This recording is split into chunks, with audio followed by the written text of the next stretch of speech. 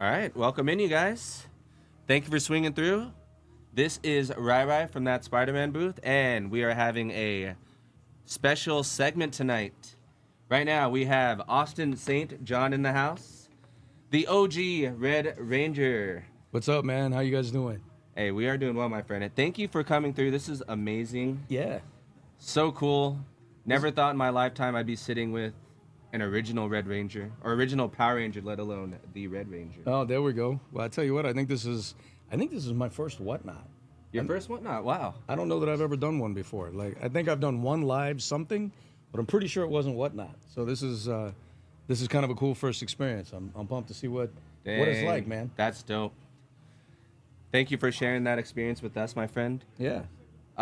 So before we get started, you guys, we are gonna have kind of like some things auctioned off along with this live podcast. So you will see items that will be running throughout the show, and the price of these items are gonna include the signature from Austin St. John. So we'll have a mix of his prints. We'll have a mix of some miscellaneous Power Ranger books, and then his very own book that he wrote, Redemption. And I believe we have, it's number 1 and number 2, correct? Yeah, book 1, book 2, and I've got several covers of each. Several covers of each. Yes, I'm holding one right now, and this looks pretty dope. So we'll get into this in a little bit. So make sure to get ready, you guys. Things will be constantly running, and just make sure to swipe for the item you like. So, Mr. Austin St. John, let's get started. Tell us a little bit about yourself. Well, I started out as Kimberly, the Pink Power Ranger. Oh, no, I'm kidding. I'm kidding. Sorry, wrong story. No, man, I was a 17-year-old kid in high school, and I had met an acting coach, a commercial acting coach, who kind of brought me into the fold. I didn't want to act, wasn't really into it, but he had a big class, and I thought maybe I could land some martial arts students while attending his classes, and that actually worked. It worked. It did great. But then he heard about this audition advertised in the newspaper for a show called Phantoms, and they were looking for 5 teenagers with attitude. Okay. And I was like, okay, that's great. And he's like, you should go. I was like, you saying I got attitude? What are you talking about, man? I don't have attitude. And so he nagged me for 3 weeks, and I didn't want to go. And finally, he bet me $20 I wouldn't be wasting my time if I went for the audition. And the rest is history. It was 5 auditions later. I choreographed a fight with Yamashita Tadashi, who was like the guy in the world of choreography at the time. He was doing choreography for Sean Connery, Wesley Snipes. Oh, wow. Like, he was a big dog in the biz. Yeah, that's that resume with just those 2 names already. Yeah, it's ridiculous. Yeah, that's crazy. By the time he got to me, I'm sure he was like, "Why am I here? Who's this nerd? This pipsqueak here?" And so they ended up putting me in a gym in front of a bunch of guys. I can remember the director telling him, see what he's got. And the highest rank I had at the time was a 2nd Dan, and I think he was an 8th Dan in Waterloo. Okay. I thought, holy crap, this guy, I'm not even gonna have my fingers and toes when I'm done with this. Yeah. And we went at it, and I'm pretty sure he did not unleash, his other Fully, yes. his other 6 degrees on me, but we. But you were able to go toe to toe. Yeah, we went toe to toe. Okay. And I did well, and I did better than the others, according to what I was told after the fact. And I got his blessing, and it kind of went on from there. Now, do you think that experience right there is what pushed you to be like the Red Ranger, or did that just kind of just like happen? No, I think they had eyes on me for the Red Ranger from the beginning. Okay. I think because I had no idea really what it was. They told me I was going to be a superhero. Gotcha. I had never seen like Sentai Rangers out of Japan. I had no idea about the origins. I didn't know anything about this. So it was. Well, I think to the degree, I don't think any of us really did until MMPR. Yeah, I mean, it started in Japan in the 70s and was big in Japan. And then I think Saban, if I'm informed correctly, bought it in the 80s, tried to make Power Rangers, and it didn't go well, and then bought it in the 90s, and it went off from there. So I think the very first, if I'm not mistaken, it was like the original Spider-Man series. So essentially, that was like the first Sentai. But it was not like the Spider-Man that like we know and love. It was essentially like the mirrored, and it was like the influence of MMPR, like Generation One. So you had like the same Maybe. like robots and Megazords Yeah. type thing, but it was really just like a cheesy Spider-Man suit, not doing any web swinging, you know, just kind of doing the same action. But that was essentially like the spark that led to the iconic Power Rangers. Yeah. Or at yeah. least for sure Generation 1. Yeah, it's kind of weird when you look back at all the origin stories, you know, like Ultraman and you know, Transformers, and before Transformers, like the Japanese version of that, I can't believe Voltron. Voltron, They had their own kind of take on it. It wasn't cars, but it was a big robot, you know, that was a beast. I mean, that was a trip. That was something to check out, you know. It was like when I saw Power Rangers for the first time, I'd been hired, but the first time I saw the voiceover and how they were going to mix it with the Japanese footage, I immediately thought Voltron. Okay. You know, so that was what I had. And then Ultraman out of Japan, like before that. And then I saw the Tyrannosaurus and I started thinking, well, I kind of got Godzilla vibes, although not as cool. You know, See, that's like a cool thing about Generation 1, and like MMPR, is it had elements of everything. Yeah.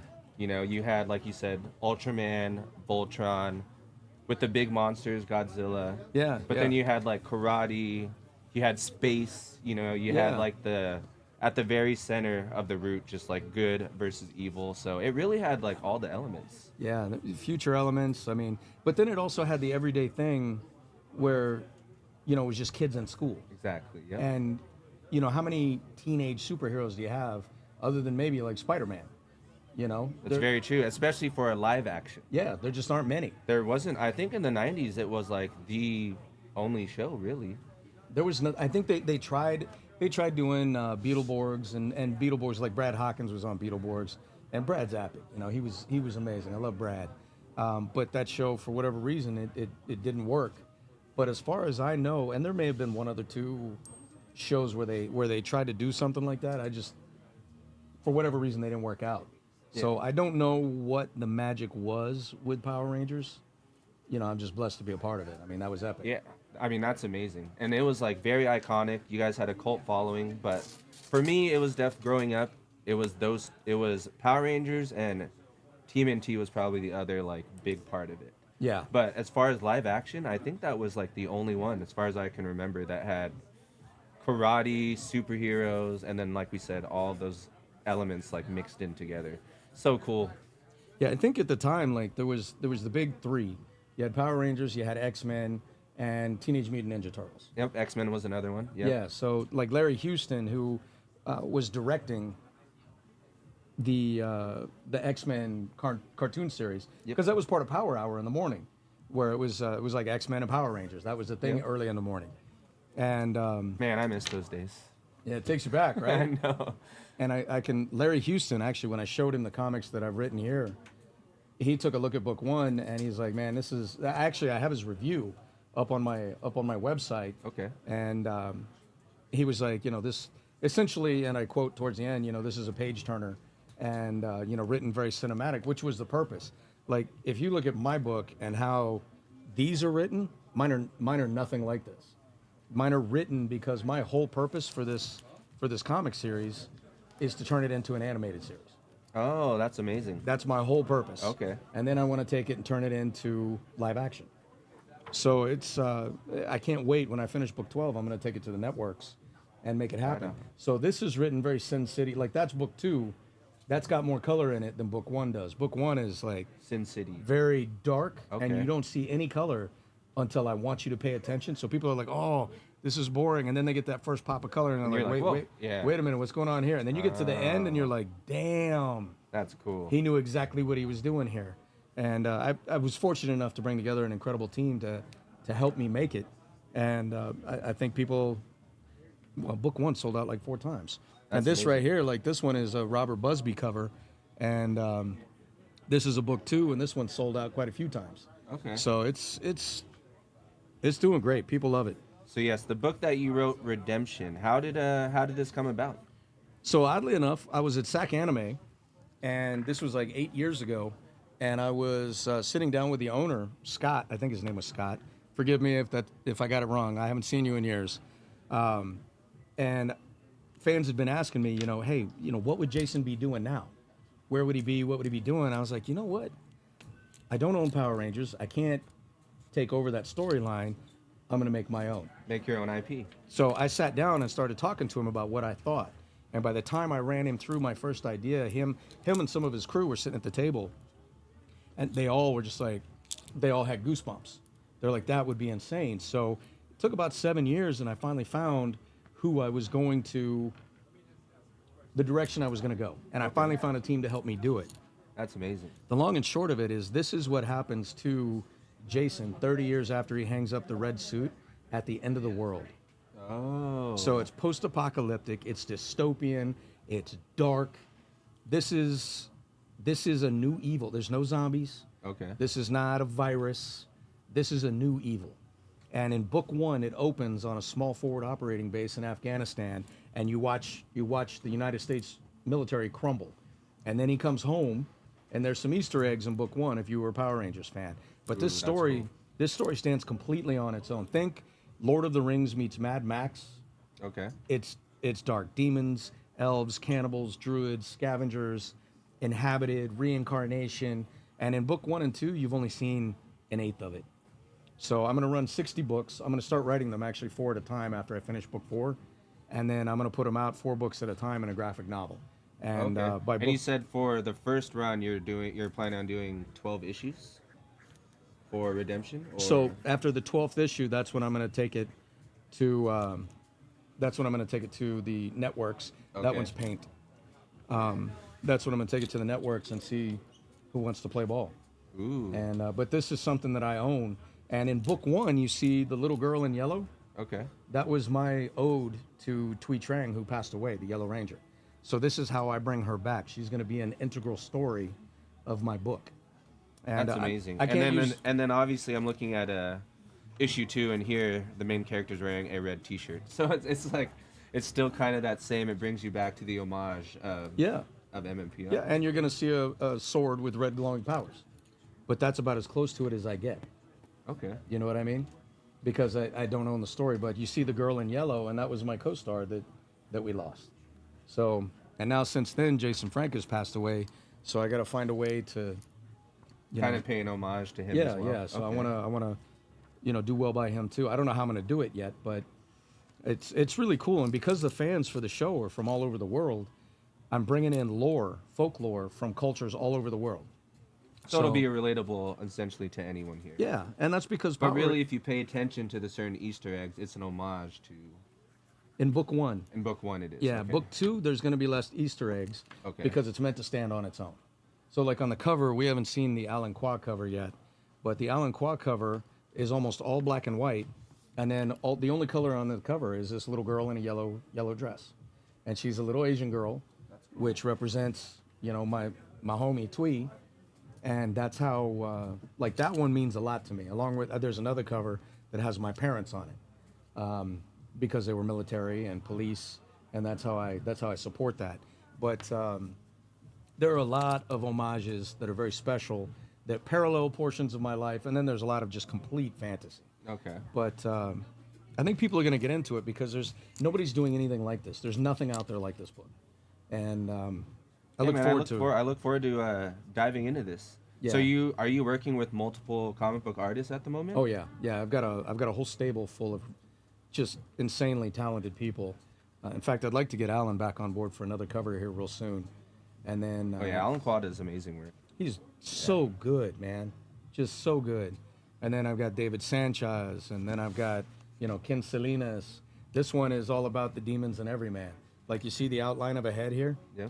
And then all the stuff inside of it, like every man has demons. Every woman has her demons. Right. And that's what it's about. That's our job, is to keep those things at bay. Yeah. The ancient Indian proverb, every man has 2 wolves. Which one you feed, good or evil, is the one that wins out. So you got to feed the one you want to win the most. And so there's a lot of philosophical, very dark, very deep direction. Yeah. This is not for your kids. Okay. This is violent. So it's super cool. And then in book 2, like if you turn to the bad girl in there, you might see a rough resemblance. Her name, the bad girl in book 2, is Skorpodrekken, which is Icelandic. And is that the one at the end right here? Or So if you'll see her near the end. okay. She's big, that right there. Oh. So that's Skorpodrekken, The which one is that looks Icelandic. like kind of like Hela. Yeah, kind of like Hela or Scorpina from Power Rangers. Okay. And she's Skorpodrekken is Icelandic for scorpion.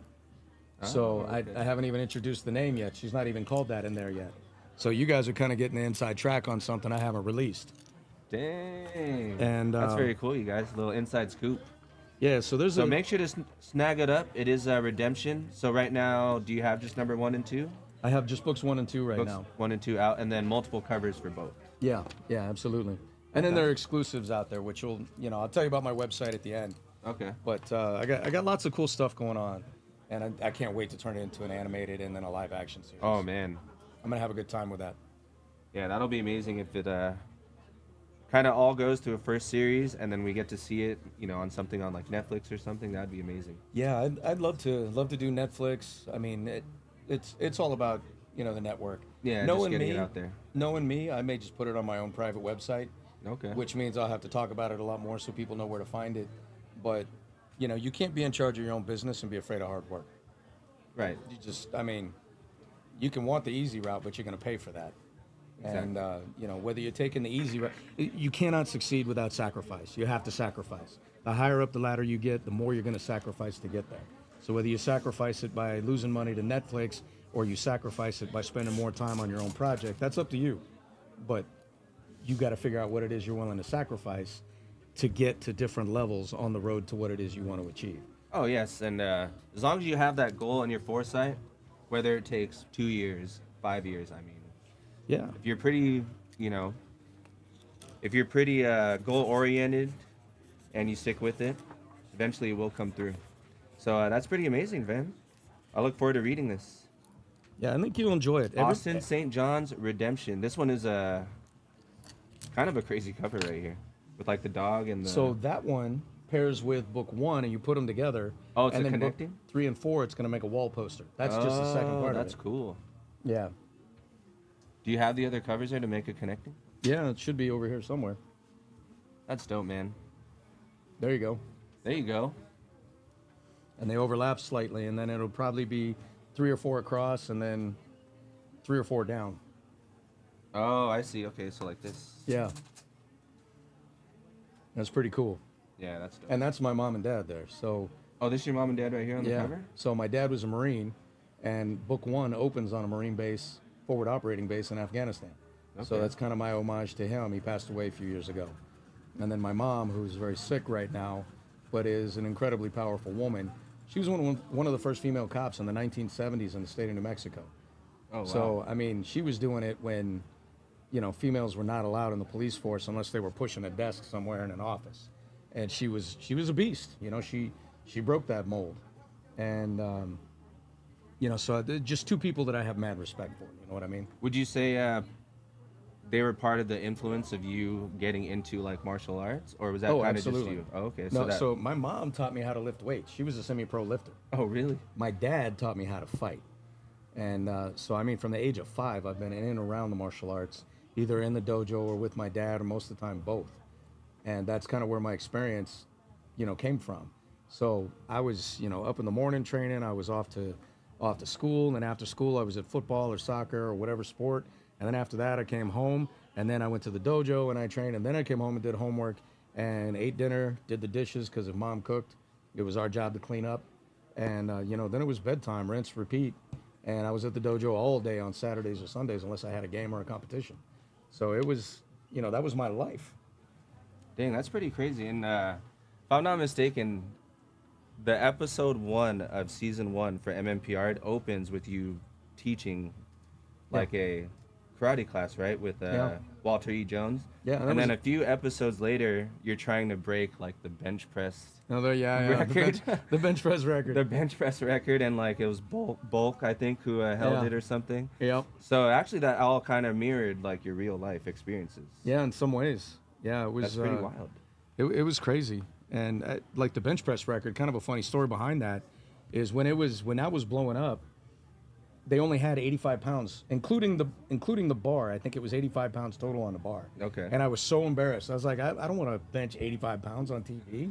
Like, can't we get like 215, 300 in here? Like, but then, like, when they come into you on the scene, on the count, it's like 900 something. So like... the irony was the record was 1,000. The funny part behind the scenes, y'all don't know. Like, in the beginning, they were spraying me with water to make me look like I was working because I was like, it was 85 pounds. What do you want me to do with this? I can't, I sneeze and I can blow this across the room. But the irony is camera changes, angle changes, and then cast members or myself would say something and miss a line or blow a bubble and pop their gum or something, and we'd have to retake. So by the time I was done, I'm sure I didn't do 1,000 reps, but it had to have been close. It felt so like by the time it was reps. done, I was like, oh my God, 85 pounds. They weren't spraying me with water anymore. I was like sweating. So it was that was a little lesson in humility for me. Is shut up and deal with it. Another couple of takes, and I'd have been like, it's styrofoam weights. Can we change this out? It was kicking my butt. That's cool, man. But that was like the Red Ranger. It was really like, from what I remember, the Red Ranger was like the strength. Blue Ranger was kind of like the brains. Black Ranger was kind of like the swag. But it was really like not only a leader, but he was like the strength and power of like he was of the group. Jason, I tailored him to be the walk softly and carry a big stick guy. Okay. He was very even keeled. He was very chill. And then when it came time for its morphin time, that was the only time you saw him get worked up. And that was the only time you'd hear him raise his voice. And that's when he locked into its morphin time. And that was his war cry. That was the battle cry for Jason. And then all the combat would happen, and you hear his voice go up, and, and all the key eyes and all that stuff. And then it was when he was back in civvies, Jason was walk softly but carry a big stick. He wasn't meant to be flashy. He was meant to be the guy who knew what his team was capable of, would let them shine. Well, not let them, would encourage them to be everything they were capable of and more, and then step in only when he was needed. You know what I mean? And he was more than willing to make the hard decisions and do the tough stuff when the time called. So yeah, he seemed very down to earth, very like as far as a leader goes, like very mellow and like yeah. Someone that could anyone get along with, essentially. Yeah. But yeah, like you said, when that once that morph went through, it was like, oh, it's time. Yeah.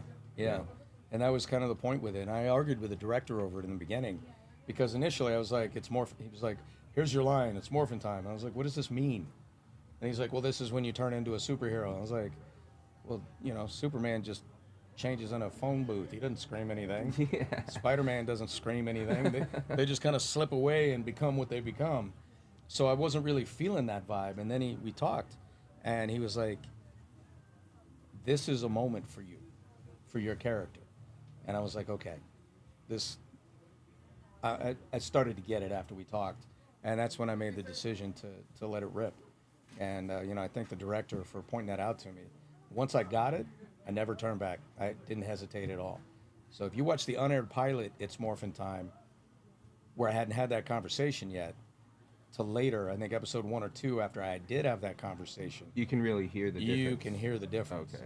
And that's one of the things that people all over the world will come to me and say. They're like, can you say It's Morphin' Time? Because that's what they remember. That was Jason's, like, we're going to war. Here it comes. Oh yeah, and then especially when it's going through like the morphs, they like bring you in last too, and that's like, yes, there he is. Yeah. Because they'll go through all the other Rangers, and it goes Tyrannosaurus, and it's like, yes. Yeah. That's what I was waiting for. Yeah, and that's what I mean. Who doesn't want a Tyrannosaurus? I know, right? The coolest dinosaur too, the leader. I thought that was crazy. You know how upset I was later on when I learned that there was a dinosaur bigger and tougher than the Tyrannosaurus. Oh man. It was the Allosaurus. The Allosaurus. It was even bigger. Like the Gigantosaurus, right? Yeah, there was something like that, like even bigger. And they do all these animated series where what it looked like, how much bigger it was, and who would win between the T-Rex and the Allosaurus. And it was like on Discovery or something. And the Allosaurus won. I was like, childhood dreams crushed. No! Well, at least they never made like a villain or something with all swords, because that would be like, oh man, That would have been brutal. That would That would have have been brutal. You know, so for those of you who haven't seen that yet, don't watch it. It's bone crushing, literally and figuratively. But Dang. it's cool to be a part of. Oh yeah, I mean, like we said, it's like a cult classic, a cult following with MMPR. I mean, Yeah. 1993, 3 seasons, and then essentially like birthed and inspired multiple generations after that. Yeah. But for sure. for me, it's always Mighty Morphin. Yeah. I tell you what. I mean, that first season was 60 episodes. Oh So- yeah, that's a lot of episodes. Yeah, for sure. So was it like a little over 100 for the 3 seasons, or I mean, I did around 120, okay? and that was like the first 86 episodes were just Red Ranger, and then I did another 17 as the Gold Ranger, and then I did quite a few specialty episodes and stuff like that, and so that got me somewhere up around 120, and then I did an Amazon Prime TV show called Fireball Run, and that's still on Amazon Prime. I did season 11 called Big Country, and that was just fun. If you like cool cars, airplanes, sniper rifles, figuring out riddles and stuff like that, check out Fireball Run, season 11, Big Country on Amazon. You'll dig that. Would you say it's mainly like just action and then all that other stuff mixed in as well? It's kind of it's live action. Live action. So okay. I had a stunt guy with me, and he was my partner. We had to figure out riddles, drive across country, and do certain activities when we got to each location in order to get the next clue to carry on the road to go on to the next location. And at one point I'm putting on fire gear and going into an underground cave to put out a fire, render medical treatment, and then drag somebody out. Another point, I was walking into a hospital and they surprised me. They're like, you have to I think it was CPR they had me do.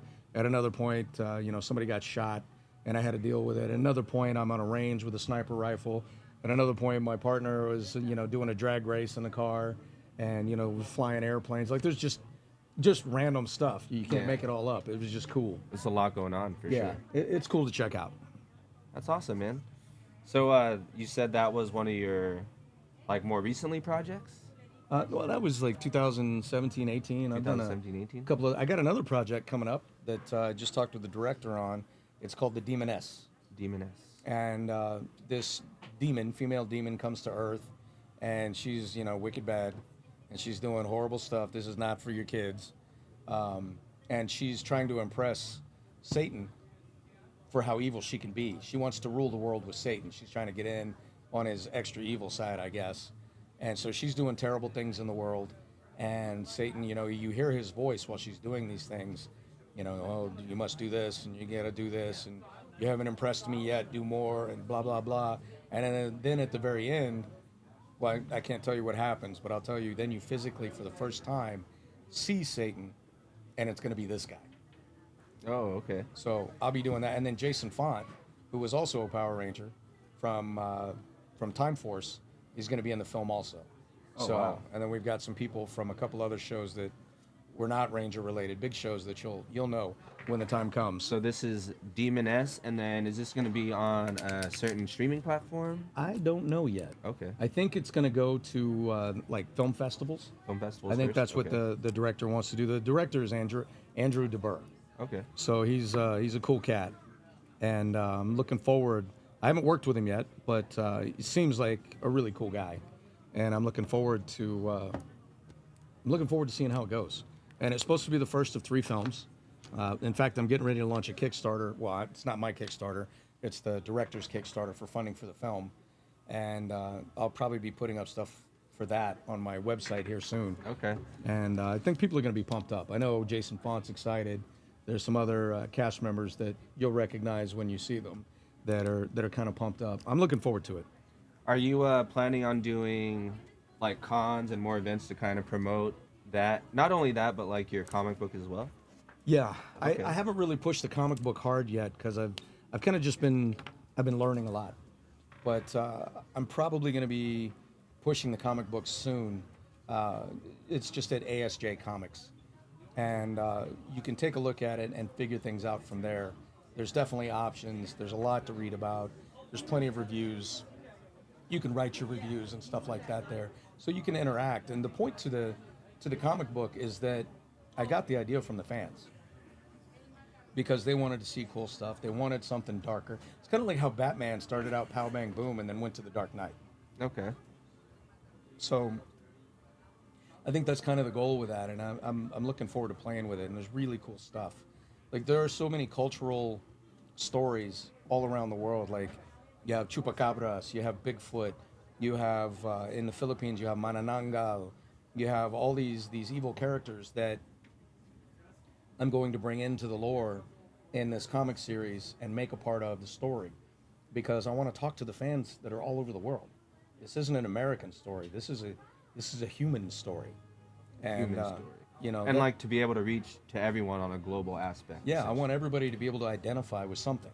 Okay. And I'm looking at ancient Aboriginal lore stories, and I'm looking at all these other cool stories that are coming up that I want people to feel a part of. You know what I mean? And I think there's so much out there.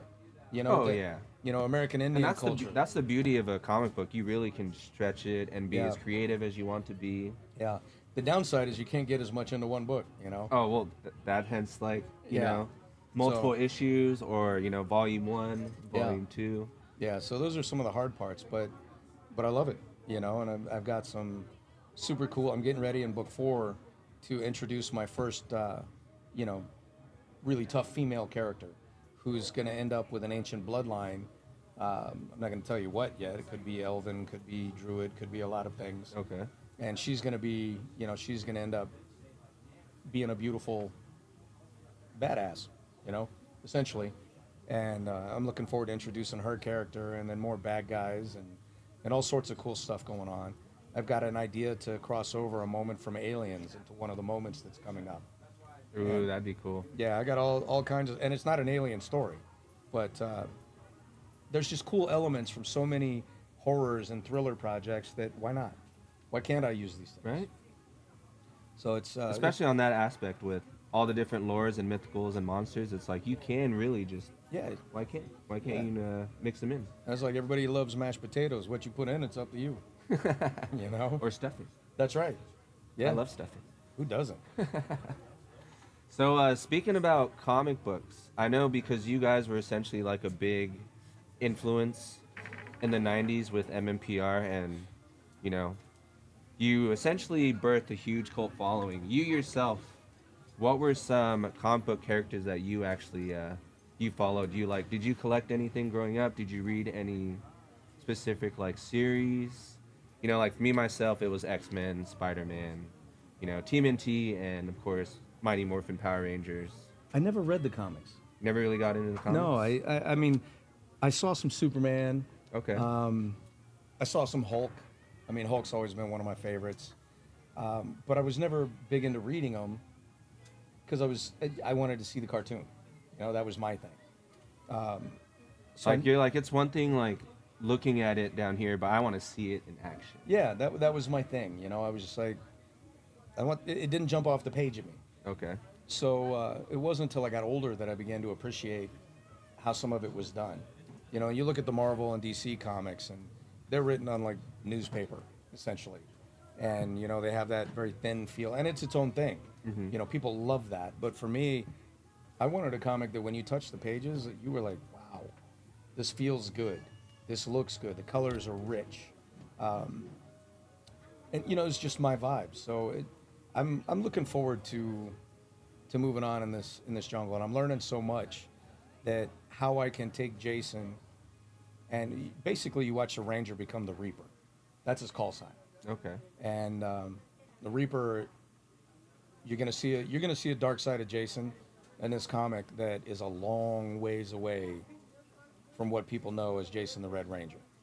And Yeah, I always thought that'd be cool if they did like a reboot, but it was more of like a adult like MMPR. Yeah. You know, like a little bit more like rated R and like gory. yeah, I think like Joseph Kahn or somebody did one a few years back, got like 22 million views, and he did a super dark version, and I mean, it was rough. Machine guns, murder, drug use, like it was, you know, Kimberly sits in the truck with Jason, and then Jason gets shot down and gunned up by Bulk and Skull, and then you see Kimberly turn into Rita, and I mean it was Rita from the beginning, and I mean you see it's dark and it's really good. The director did an incredible job, and he didn't even like Power Rangers. He was like, I just did it to prove I could do it. Oh wow. Yeah, but it's wicked. Yeah, So, that's cool. It's a lot of fun. I'm sure, man. Like, do you miss it? You miss it at all from the old days? I don't miss the old days. I think I'm pretty proud of what's going on today. You know, now we're 30 years later, we're still bringing families together. You know, because Oh, this will be a IP that'll stand the test of time, let alone Generation One. yeah, You know. absolutely. And you know, today I have people coming every day, no matter where I go in the world. I get grandma and grandpa who let their kids watch it, and then their kids are there, and now their kids are there, and so I've got from age 5 to age 50 that love the show, and sometimes I'm not sure who I'm supposed to talk to the most. It's just kind of cool to see and be a part of and hear the stories from all over the world, and cultural, just the love for it. I mean, it was in 90 languages, so no matter where I go, somebody's got a story, somebody's got recognition, and some of them are heartbreaking stories. You know that this maybe was the only time that they had peace for 30 minutes, where the family would sit together and not fight.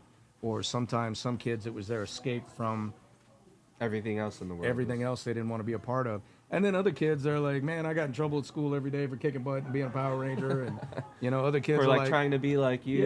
yeah. Other kids are like, oh, I broke my mom's favorite vase, and, she whooped my butt for who knows how long. And so I hear stories all over the spectrum, and it's powerful. It's really cool to check out.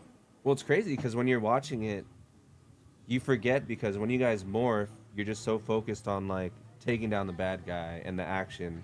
And then it goes back to Angel Grove, and you're like, oh, wait, I forgot these were high school kids. Yeah. Yeah. So, like, it's a trip. And one of the kickers, like, I think about high school. When I was in high school, we had truant officers. There were people monitoring the halls. If you were out of your class during you better have a bathroom pass. And like you didn't show up, your parents got a call. Like, oh, your boy's not at school. What's going on? But never with you guys. Yeah. But with Power Rangers, I mean, downtown Angel Grove is getting blown up. Godzilla's walking through the town, or the giant purse monsters destroying things, and we just dip out in the middle of a school day and then dip back in. And there's a reason you never see the Power Rangers graduate high school. We probably never did. We were never there. It's just kind of comical. Stay in school, kids, but also. That's right. So this one is from the episode Forever Red. Ooh, You remember that episode? That's what this one is all about. Forever Red. This is a big one. People love this one right here. And that's when I came back, like in early 2000. And I had a ton of fun doing it. They're like, can you still fight? I was like, hold on. How many stunt guys do I get? Let's play. We had a good time. So even after MMPR, did you still continue your martial arts like consistently? Yeah. Or okay. Yeah. You still taught classes and all that stuff? Well, I worked a lot with police departments. Okay. I did a lot of military-oriented teachings. Worked with the Marines. I worked with the Army, and taught a lot, learned a lot. Because there's just anybody that tells you that they're the cat's meow in the world of martial arts is a fool. They may be great at one or two systems, but there are too many. There's over 2,500 blends of martial arts today. Mm-hmm. You can't be an ace at them all. Yeah. So, if you do a little bit of shut up and listen, have a little humility, there's stuff that you can learn, and that's kind of been me. I have martial Or you arts. just stay learning every day. That's the point. Yes. The second the teacher stops learning, his relevance with the students has a time limit on it. Because at some point he's going to teach all he has, and then you have to move on.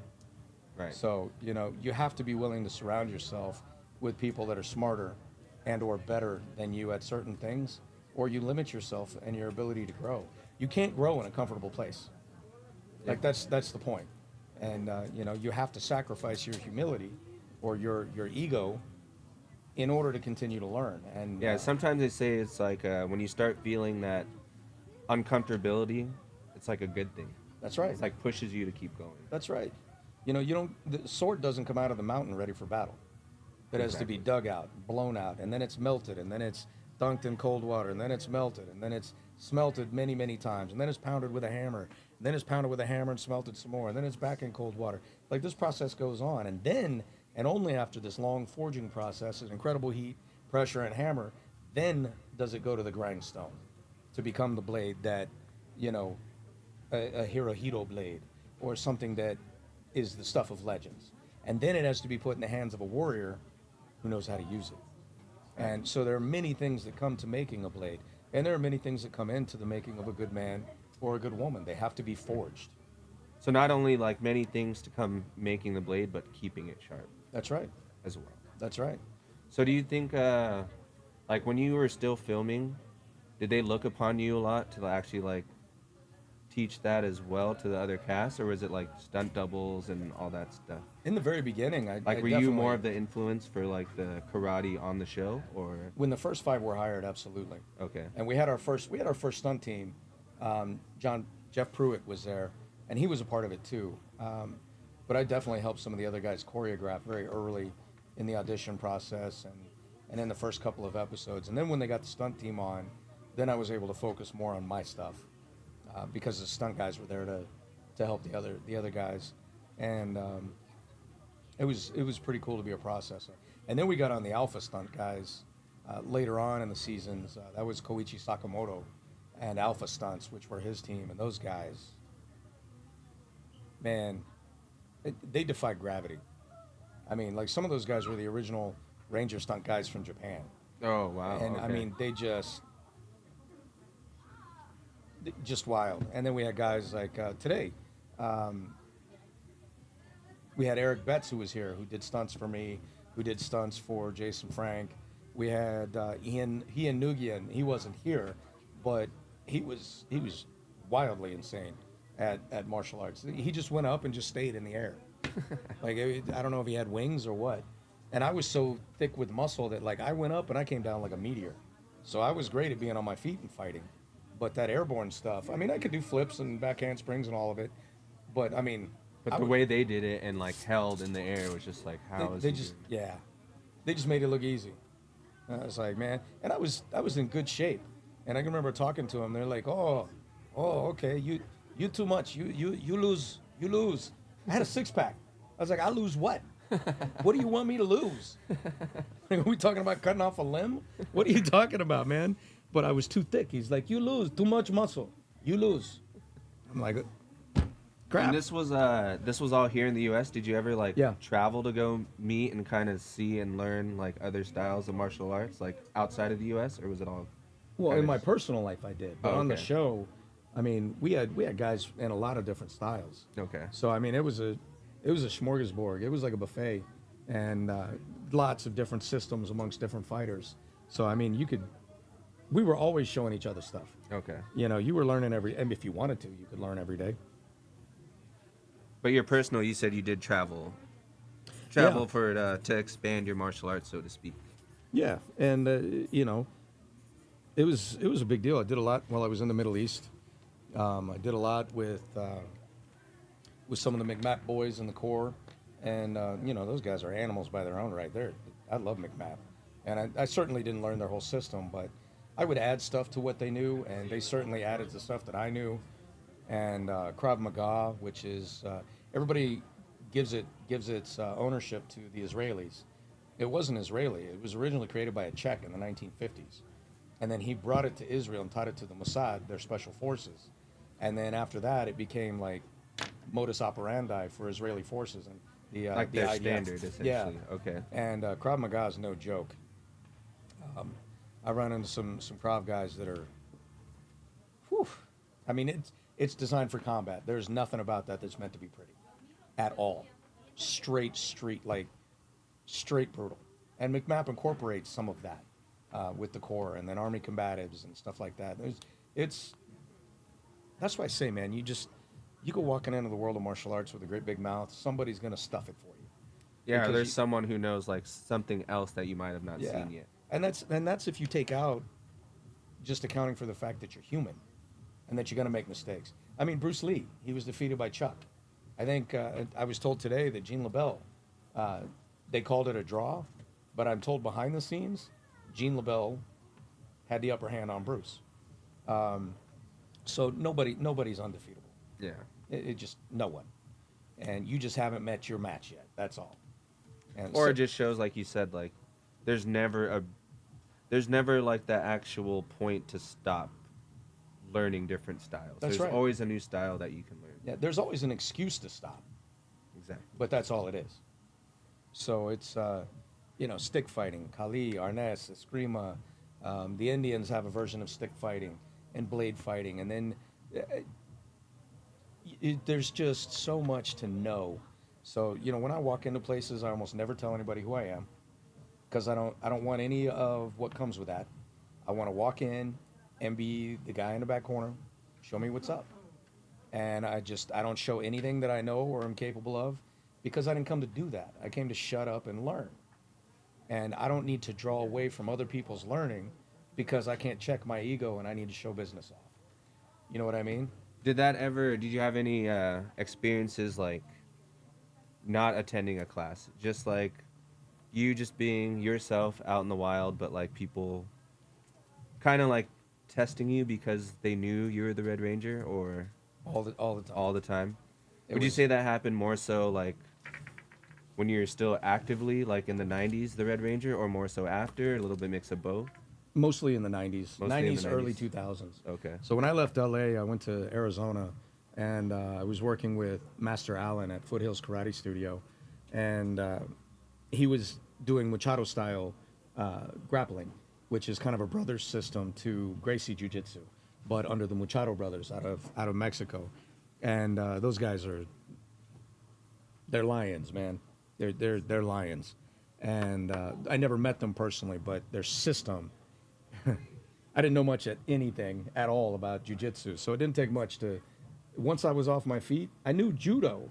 I was good with transition, but once I was on my back, I was in trouble if I was with a grappler. And there's still some truth to that today. That's like grappling's not my forte. I'm more educated today. I can roll, but I'm no ace at grappling. And so I set up a kickboxing program at his dojo in the late 90s, I guess 98, 99. And then I went to a nightclub called the Outback in Tucson. And it was literally right on the train tracks, a couple blocks from the police station. And I would bounce there at night. And, word got out. People knew what was up. And, I definitely got tested. But I was also young enough and dumb enough to be like, bring it on. You know? Like I'm the Red Ranger. No, that was never it. It had nothing to do with that. It was always just like, you want to roll? Here I am. Yeah. You know, and but that's just young and dumb. That's just Yeah. testosterone and ego. And I managed to survive it, and most of the time I won. You know, but anybody who tells you they win all the time is full of it.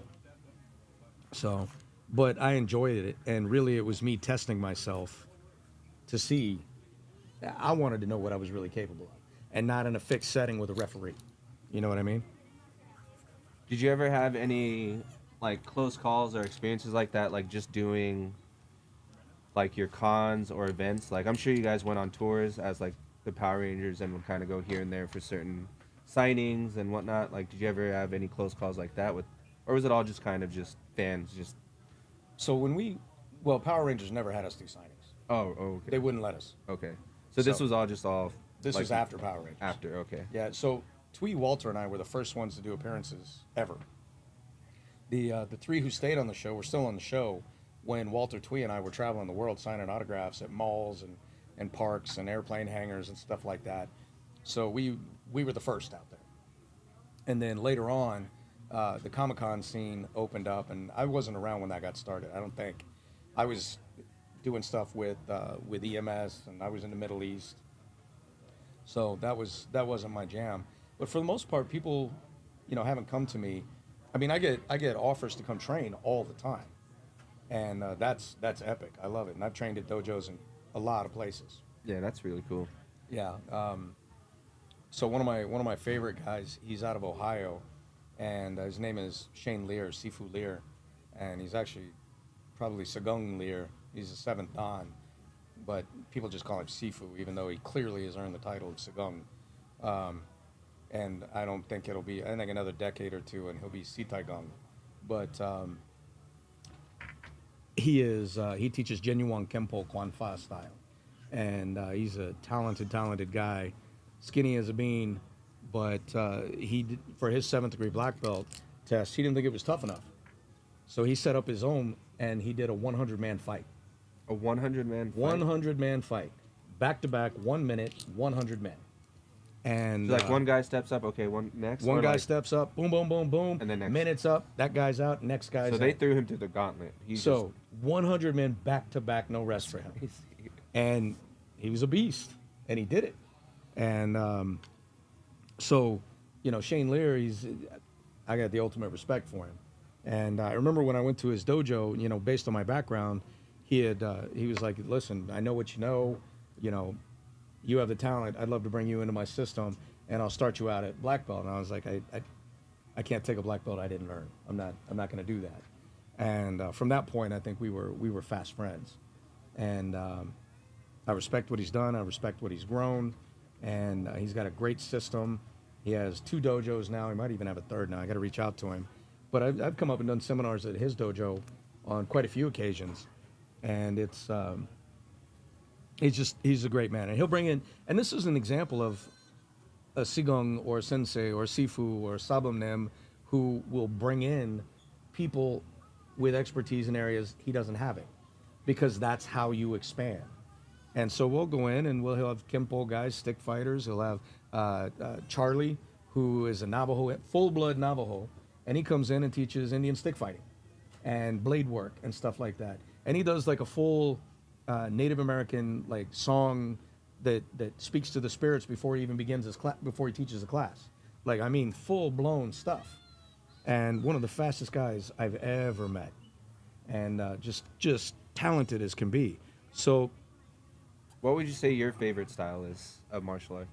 I can't pick just one. You can't just pick one. So I think if I had to pick one that was not related to somebody I was going to be up against, or if I yeah, had to obviously like mirror what they're doing. Yeah. Just well, not even mirror. I don't want to mirror anybody. or not mirror, but Yeah. I guess counter.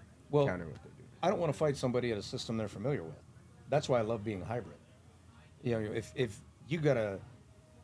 if you just made master rank in Kenpo, whether it's Parker style or whether you've made master rank in Pailam Tao, you know, which is Master Pai's version of Kenpo, why do I want to face you in your art? Yeah, you're right. I'm going to switch it up and introduce you to something you haven't seen yet, or what I Right. think you haven't seen. I'm The looking beauty of being a hybrid is you can switch it. I want to control the fight. Yeah. And if I set the pace, I set the rhythm, I don't give you what you're accustomed to, mentally, I already have more control than not. So the trick then is keep my ego in check. Don't slip, don't trip, you know, because 80% of all fights end up on the ground. You stumble, trip, slip, who knows? Somebody kicks you in the back of legs behind you. Yep. So, you know, being around these guys and seeing how a 6'6" guy versus a 5'3" guy approach the same fight or the same system is mind bending, because okay, this guy, he wants to work inside. Oh, this guy, he wants to stay outside. Or this guy's a blend of both. Or this guy wants to get in and transition you to the ground so he can roll with you. Or this guy is a straight strike fighter. Or this guy's a straight grappler. You know, you want to keep him on his feet, and every time he goes low, you want to sprawl and then get up and back away and keep him on the outside and strike fight. You know, whatever your strategy is for whoever you're messing with, the more gears, it's like being a mechanic, and this is what I tell people in the toolbox. The more tools you have in the toolbox, the more cars, vehicles, motorcycles, You'll be boats able to work on. you can work on. Oh, here comes a Big Mac. This is Peterbilt. I'm going to need these tools. And you reach in and pull them out. Oh man, here comes Porsche. Oh man, I'm going to need these tools. Here comes a Kawasaki crotch rocket. Oh, I'm going to need these tools. Oh man, here comes a Bayliner with whatever engine on the back, a great big Mercury engine. I'm going to need this set of tools. And the more you can do that, the better you are. Now, the other argument to that is there's people who spend their whole life in one system and are exceptional at it, and they're just so well practiced that maybe they dominate anyway. This is how you get Because they just perfected that one yeah. to a T. Well, perfection. I mean, I love that word. It's the ever elusive target, but it's one you can never stop hunting. You know, and that's what Bruce Lee. One of the things Bruce Lee would say is take one technique and make it perfect. and then work on the next one. And there's a lot of truth to that, because he also knew you could never make it perfect, but you can make it so good that it's thoughtless. You don't have to think it through. And everybody talks about muscle memory. Well, your muscles don't remember anything. What you do when you throw the same strike over and over and over again is you're training neurons from the brain to your fingers to fire continuously in the same pattern. And then it becomes much faster and much faster, much faster, because instead of it being a dirt road when you first learn the technique, by the time you have done it 30 years or 10,000 times, now you have a superhighway from here to here, and with your eyes for wherever it is you need it. And so that's really what muscle memory is. It's just you've built those nerve pathways and made them superhighways, and the reactions become lightning. They're thoughtless. Yep. And that's essentially like for any athlete as well. It's like when you go through the process of warm-ups and, you know, the foundation, everything, you essentially, like, whatever level you're at, you always do the same things essentially. Yeah. And then you just add on to it. Yeah. And I mean, there's lifting weights or martial arts or football, you know, there's a time where repetition is always key for many of those things. But there also is a time to step away and change the program, because you plateau. And you have to be able to break that cycle and challenge the body to do something in a different way in order to break those plateaus and continue to improve. And finding the understanding, much less the patience, to break those plateaus and the knowledge with which to do it successfully can become a real exercise in mental endurance, and sometimes futility if you don't know what you're doing. And that's, again, why you surround yourself with people smarter than you, because no one can know it all. But you look at a president, whichever one you vote for, they all have a cabinet of people whose job is to advise them on things they don't know everything about. So that's how you have to treat your career. That's how you should treat your projects, whatever it is, you know. And, you know, whether you're in marriage, if, you know, as a guy, talk to guys. I shouldn't be getting my advice from guys who can't keep a marriage. I shouldn't be getting my advice from guys who are out cheating on their girls or doing things like that. I need to be getting my advice from guys who have made a marriage last and stuck to it and treated their women with honor and respect, and vice versa. And, you know, that's, in my opinion, a recipe for success. And, you know, success is up to everybody to describe their own version of, but it's just, it doesn't matter what the walk of life is. You've got to put yourself with people that think like you and want to, and have common goals. You know, it's like the whole reason you have the tiger. The tiger is a fierce fighter, incredible hunter, feared by just about everything in the jungles in East Asia. But he will never be king of the jungle. Bigger than a lion, pound for pound, but he's never going to be king of the jungle because he doesn't surround himself with like-minded individuals in a pride with common goals. So whatever you're doing, if you can't put yourself in your own wolf pack or your own lion pride, you're going to have real struggle getting to the top. Right.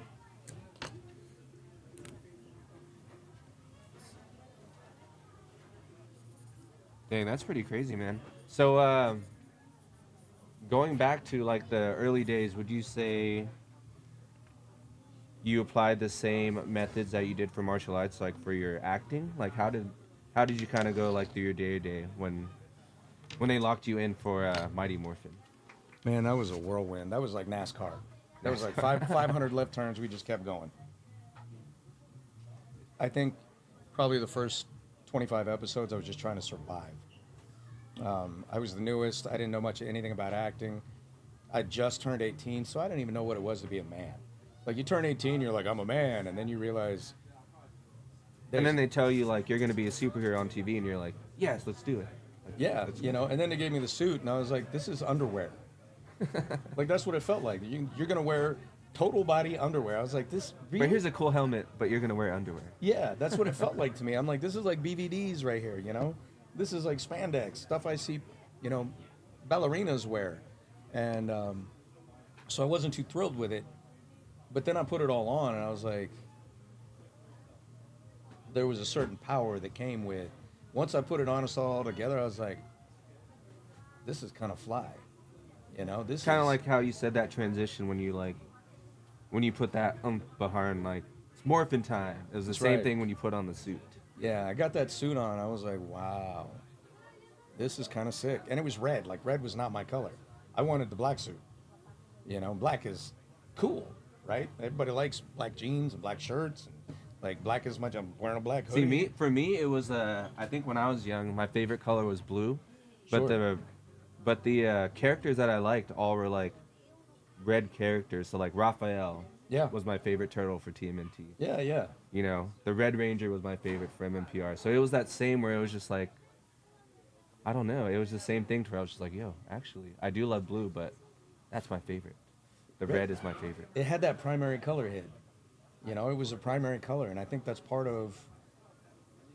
It was just a great color scheme for people because it's just like the characters. Whether you were a boy, whether you were a girl, whether you were white, whether you were black, whether you were Asian or Latina. Like our first Yellow Ranger was a Latina, and it didn't matter what you were, whether you were the smart kid, the jock, whether you were, the lover everybody loved. There was someone there for everyone to identify with.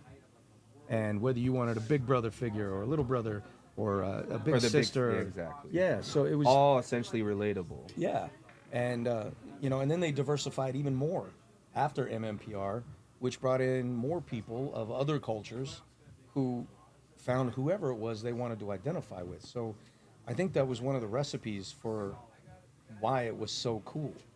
And then you had all the fights, and then you had all the Megazords, or the Zords, and then the Megazords, and then you had different things like this. This bad boy right here. Whoa, that one's cool. What's that? Yeah, so this was one of the custom pieces you got as a VIP if you came today for an autograph. And I guess Seven's got them going here now, right? So, this is Whoa, done that by a thing's- local that artist. one's dope. Yeah, and this is where they did the crossover. Red Ranger with the gold mantle. Yeah, that's nice. And people tear this up. This is one of the most sought after pops out there, which is the number 528. And those are hard to come. I think they're vaulted. I mean, let me know. I don't know, but I think they're vaulted now. So, Dang, that one's nice. yeah, and then it just depends on where you came into the season and what you were after. There's just a ton of cool stuff, and it continued for 30 years. Now it's done for the first time in 30 years. It's no longer filmed. They broke down the sets. It's over, and that's kind of crazy for me.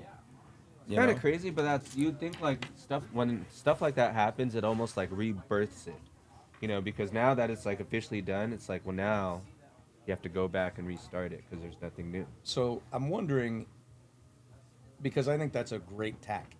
You know what I mean? Like, it's been going for 30 years. So why not panic the people, shut it down, put out rumors of a restart, trend what people are saying about the restart, pay attention, and then come up with something different.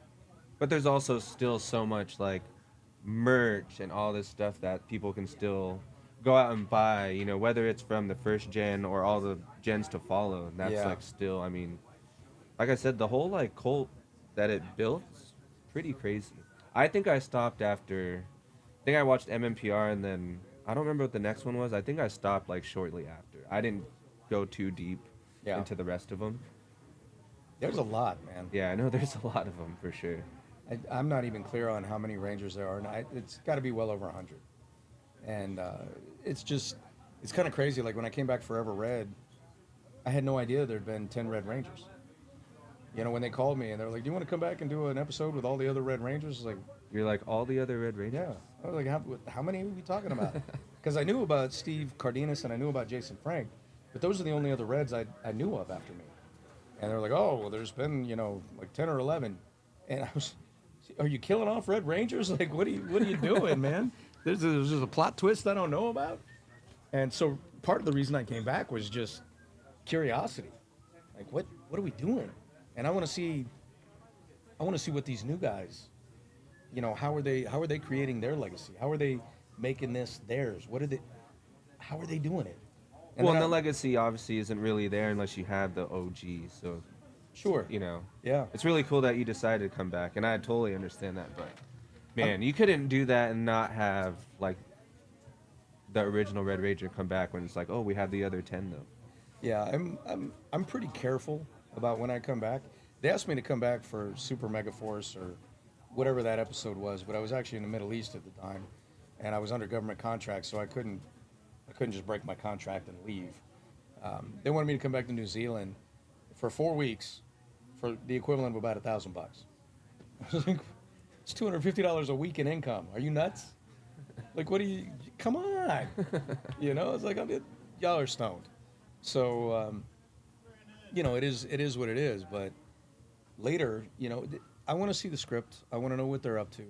When I came back for Beast Morphers, they sent me a script. Actually, the executive producer called me up, and that's a cool story. Chip Lynn, he started out as a PA. This is a humble success story. He started out as a PA, and I mean, PAs on movie sets, these guys get all of the jobs nobody wants.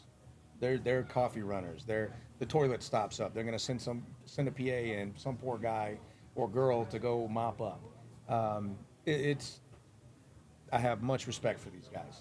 They're working from the ground up, trying to learn the system. And so he started there, and then 30 years, fast forward 30 years or 28 years, whatever it was, I get a call from Chip Lynn from New Zealand. He's like, hey, you want to come out and film in New Zealand? I was like, Chip, I've talked to these guys. I mean, what's going on? And then he tells me, he's like, well, there's like 2 people left that you know from the original series. Only 2. And I was like, wow, okay. And so long story short, curiosity, he sent me a script. We talked about it. And I was like, all right. Hopped on a plane, and I think I was a week and a half, maybe 2 weeks, I think, something like that. I went down there and we filmed, and I had a great time. But every time I walk onto the set with the new guys, I kind of feel like the Godfather. I'm like, wow, this is, I can't believe, because if we had screwed up the pilot, they wouldn't have done, this wouldn't be here. exactly. So the weight of that hits me, and now there's this whole empire surrounding Power Rangers that almost didn't happen. And the first 5, we made that happen, and I couldn't be proud of the first 5 that got it picked up by the network, and then rocketed it to number 1, and then the sixth Ranger was Twee. She was the 6th Ranger that was hired for the show after Audrey Dubois, and then they brought in the Green Ranger, and he was our 7th Ranger to be hired, and he was a wildly popular character too. So the show just, Oh yeah, and it was great. yeah, it's crazy. I'm sure when you first started, you had no idea it was going to take off like it did. Oh my gosh, how could I possibly know? In fact, in the beginning, I was like, nobody's gonna watch this.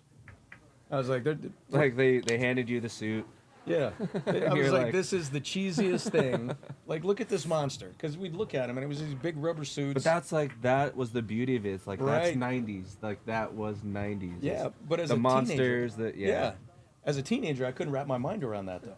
I was like, who's gonna look at this suit? Come on. Oh, as a little kid, I was like, "This is amazing!" It's like you have the big dinosaur, Yeah. the Megazords. You have the Right. big monsters, and then, yeah, you have that like moment where it's like, "Oh, they're just kid. You're watching kids," and all of a sudden, boom, they morph into them. Now they're superheroes. Yeah. It's something to see, man. I can remember looking at these suits when we're setting up fights, and I could literally see the zipper running right down the middle, and I was just like, come on. There was literally a purse monster. I was like, did you guys just run out of ideas? And one of the lady writers walked in and put her purse down on the table, and you're like, that's it. We're going to make a Gucci monster. I was like, Who was your?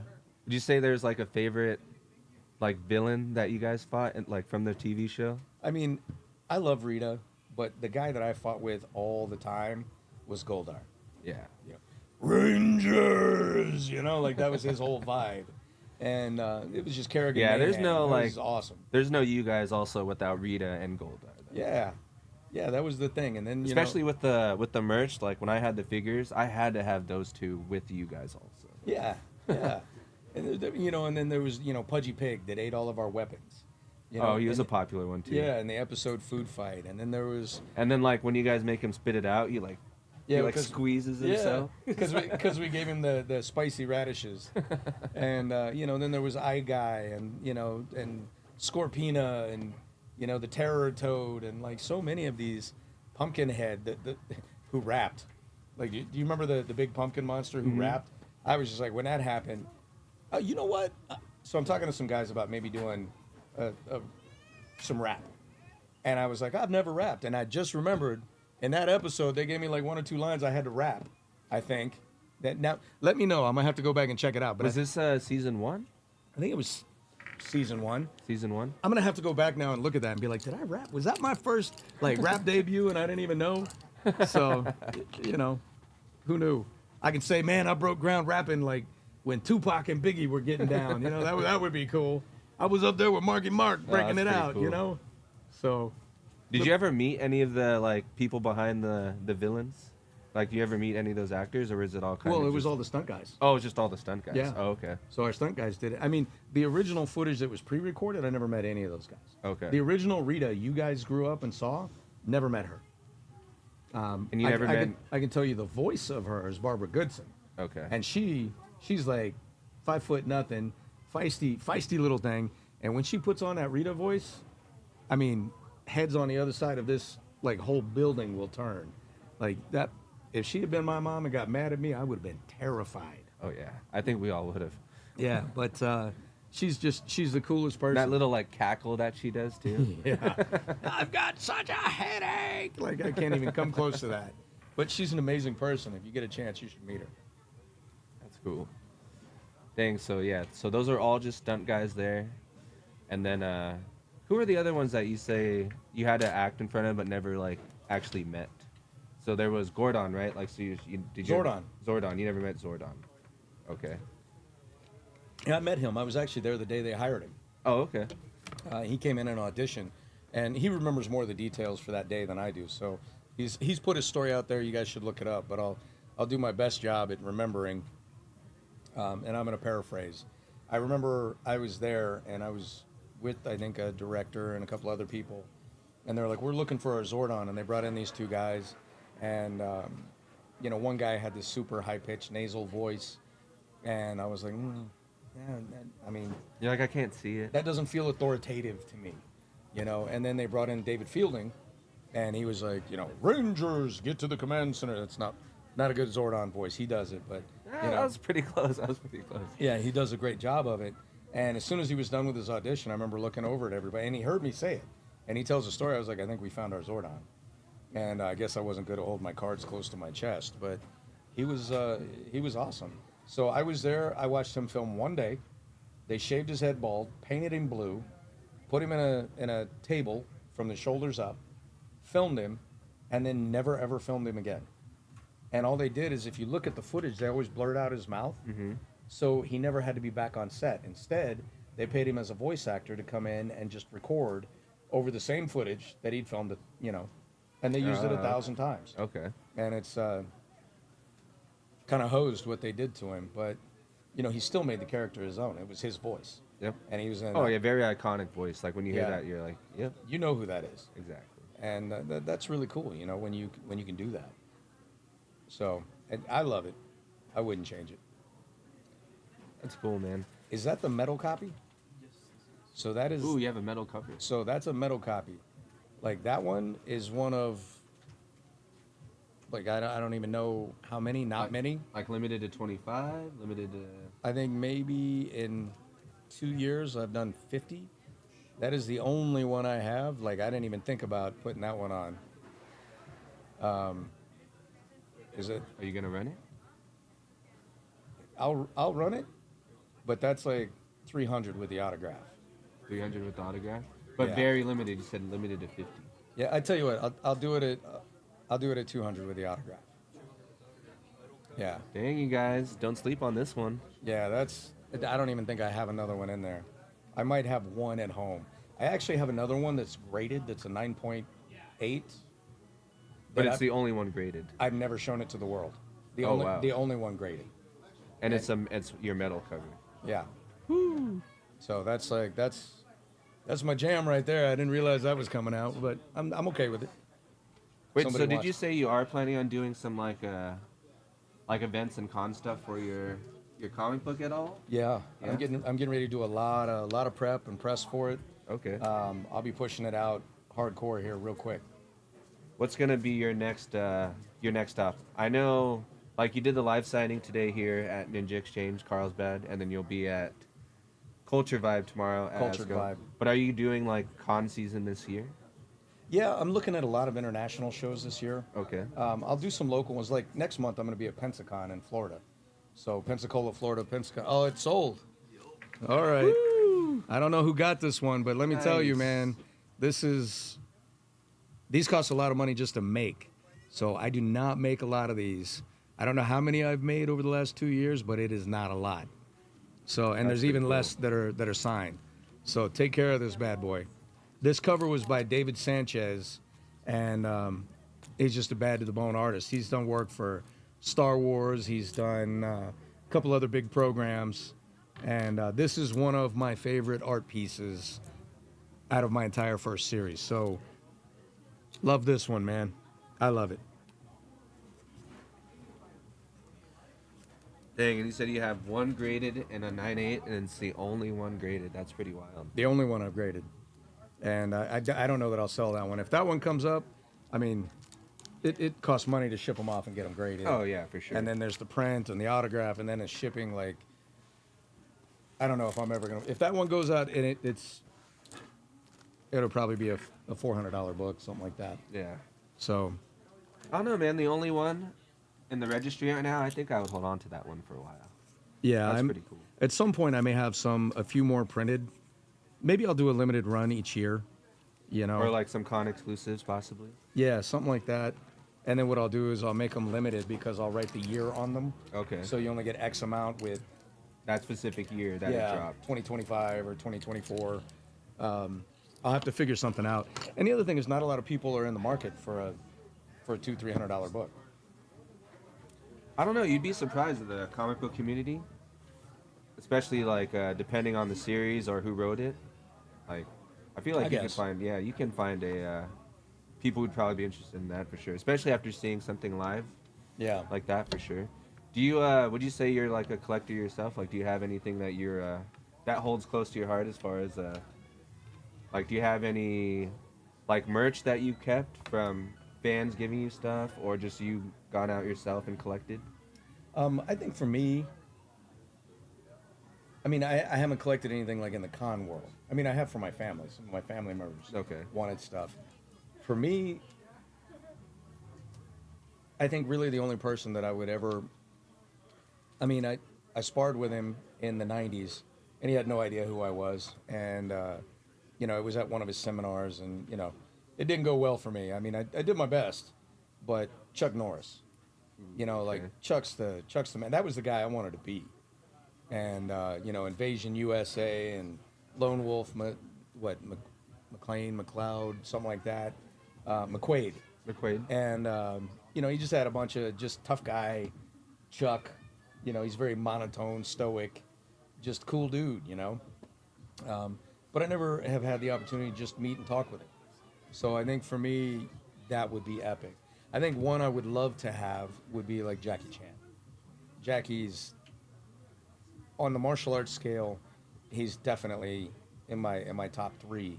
Oh yeah, I would say he was a big influence on me growing Yeah. up as well. Yeah, I mean, just so much more talented in the arts than I ever was.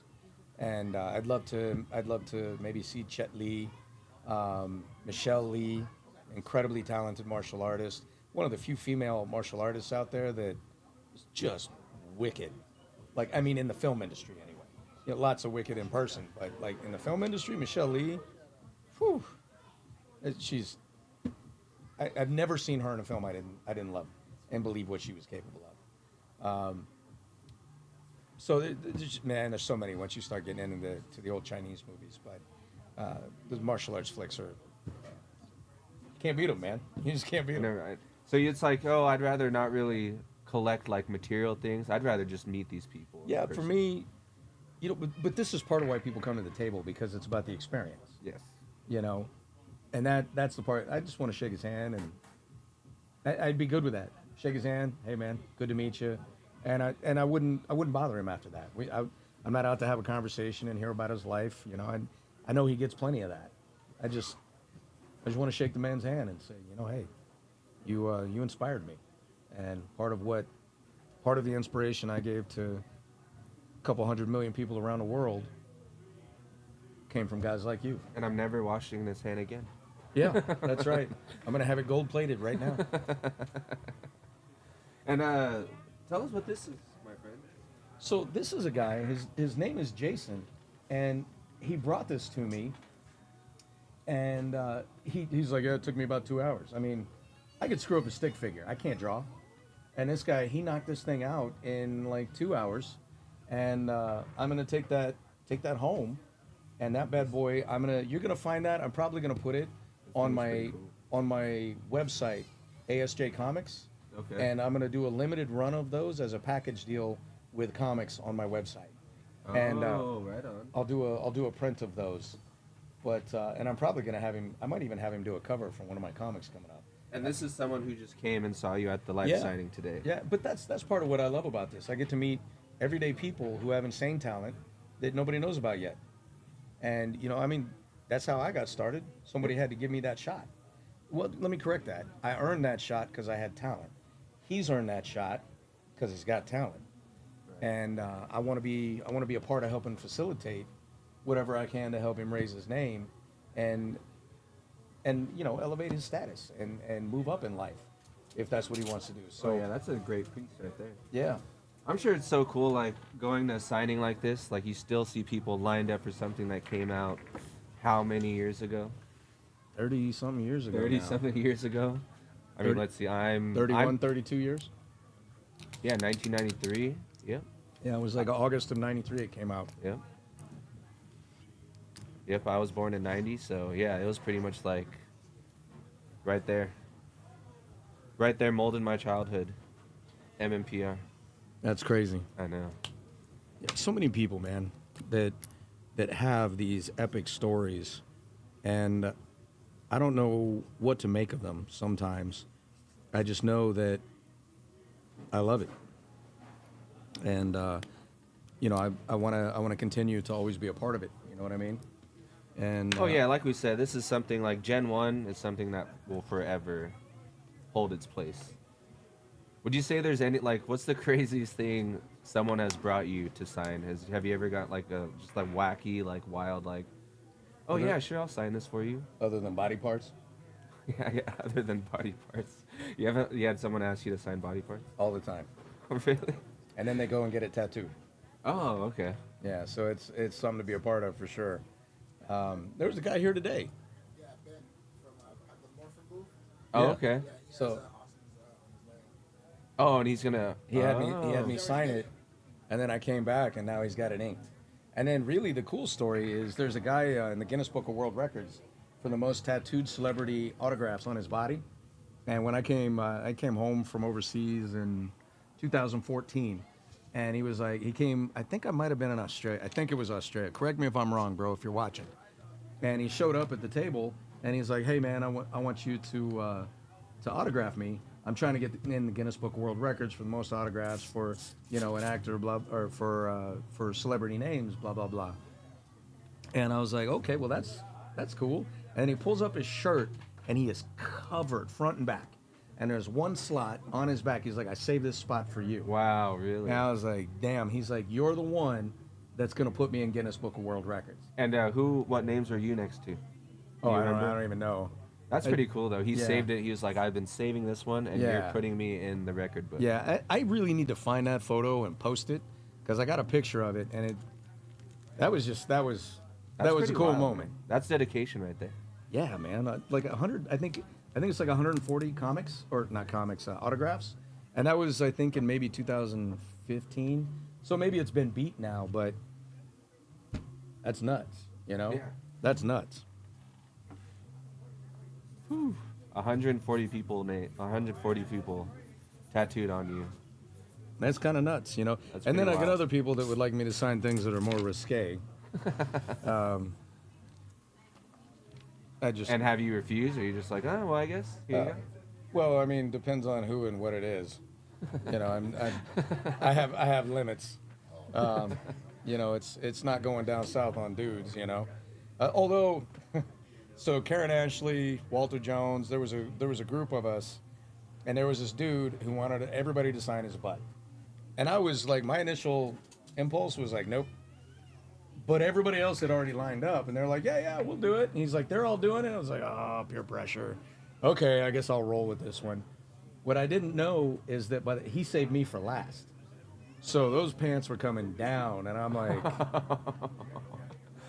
so I was like, You got the full reveal. yeah, I was You like, got the full listen, reveal. my name is long. He was like, that's okay. So, you know, I didn't want to do this. So I grabbed the pen, and I literally Zorro'd my name across both cheeks, and then I threw out the pen. And that, too, has been tattooed somewhere. Man, that's crazy. Yeah, and then, you know, I've had other people ask me to tattoo some other areas. Yep. And Ones we'll not speak of. yes, that's right. Names that shall not be named. See, this is how you know you make it in life. I'm on the cover with Soups. Like, that's Soups Yeah. and I are hanging out. With Justice League, right front and Right. center with Soups too. Right Yeah, I'm like, Yeah, that's a cool one. Wonder Woman right behind me. She didn't even know she was my first wife. Like, we were married when I was 10. You know, I was like, me and Wonder, yeah. Oh, that's cool. That's cool. Now I'm hanging out with Soups. Like, that's a jam. Batman's right there. Like, that, come on. Yeah, I think there's a few different like crossovers like that with you guys. I know there's like TMNT and MMPR. I think there's like a Batman, and I think there's like a bunch of different crossovers. So it's pretty rad. Yeah, it's kind of crazy to, like, check some of that stuff out. And that was when I started filming. And Flash is in there. I'm going to have to show this to my son and be like, yeah. Because we have this battle about who's better all the time, Superman or Batman. He's like, Dad, you know. You're like, I'm better. That's right. I'm Batman. Like, I would totally play a Batman. That would be a cool one to come back for. But Superman, there's only one superhero out there with super in his name. Yeah. Like, he's the Soups, you know? I was watching the DC Marvel, like, when they put out that movie where where Batman beat Superman, I walked out of that movie, I was like, this is terrible. You're like, this would never Who- happen. I was like, come on. Like, this, there's not even one punch thrown. Like, he's just, come on. I don't care how smart the Batman is. It's just not going to happen. So my son and I go back and forth on this all the time. I was like, there's only one guy out there with Ooper in his name. Like, and it ain't Batman. There's only one Ooper out there, and it ain't Batman. And I love me some Batman. The Dark Knight is like the jam until he meets Superman. So would you say DC Soup's your favorite, and then Marvel is Hulk's your favorite? Or does it kind of just goes like back and forth? I can go back and forth because there's a lot about quite a few heroes that I really like. Like, I love the Dark Knight. I love that he's the dark, moody, you know. And he like doesn't have superpowers. He just has all Yeah. these. He's smart he Because has it's gadgets. real. Exactly. You know, you can identify with being a Batman because he's a normal man. Superman is otherworldly. I mean, no, we can't identify with that. Right. But we'd all like to be that, you know. And then you look at, like, Iron Man. He's another everyday dude who just built some really cool stuff, kind of like a Batman. And that's really cool. You can identify with maybe building a suit that does that. Right. Hulk's just awesome. Yeah. Like, whether it's angry old school Hulk that, you know, drooled when he was kicking butt, or whether it's like, you know, newer Hulk that's super intelligent and can speak. Hulk is just awesome. And then, you know, you get into Wonder Woman, you get into Green Lantern. I love the idea of Green Lantern. Like, Green Lantern's really cool. Flash, I'm sorry, guys. I know there are a lot of Flash lovers out there. It's cool. That never really hit for me either. Yeah, I mean, he's super fast. Because it's like, well, Superman's fast too. Yeah. So it's like Flash. So my son and I go back and forth on this too. He's like, Dad, Flash is faster. I'm like, no. Wait a minute. I was like, literally, Superman flew around the world so fast he reversed time. Has Flash ever done that? And he's like, well, you know, Flash. And then he lists all this stuff. We go back and forth all the time. So it's a great dad-son battle, but it's one that you know, I don't know that either one of us ever win. You know, because we're dedicated to our. I'm gonna die on that cross, damn it. So and then I go back to the one movie where Flash is trying to run around and get Superman after he's fighting like Batman and Wonder Woman, and he's got all the guys. He like slams one of them into the car and, you know, stops Wonder Woman. The Flash starts running around him. You just see Superman's eyes just Yeah, like turn and just follow tracking. Flash. Yep. And then Flash comes over and he's like, boom! It just catches him by the throat. I'm like, now that's what I'm talking about right there, you know? I was like, you know, it's just, but that's the Superverse, you know? Yeah, You can do exactly. anything with it. Very true.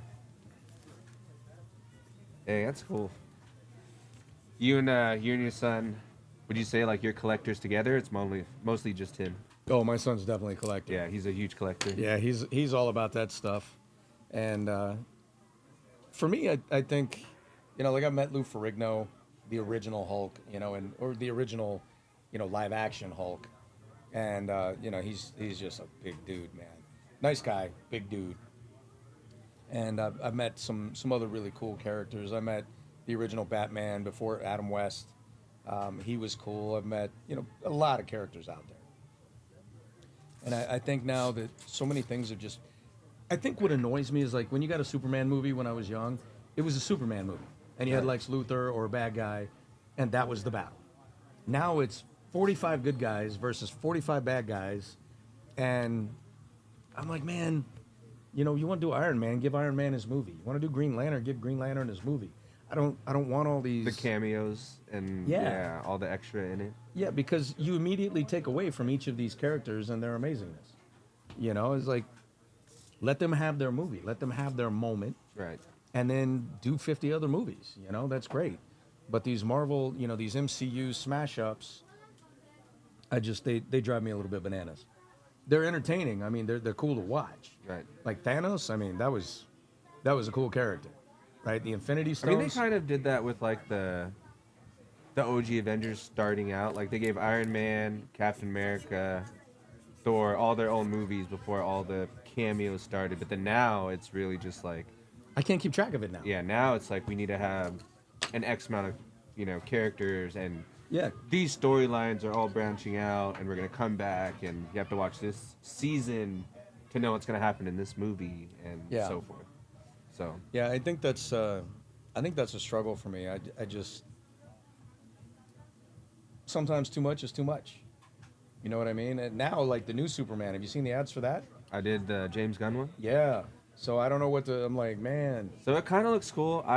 I think if they're gonna give him the green light to do that, then you keep it as like the James Gunn universe for Justice League. So you just have him do the rest of the continuations. But if it's gonna be one of those where it's like, oh, James Gunn did Superman, but then now it's like, another director is doing the connecting Batman, then it's like, oh, I don't know. But if you have him do the whole universe, it might turn out okay. Because I liked Guardians. I think I enjoyed Guardians. I enjoyed Guardians. Yeah, I did too.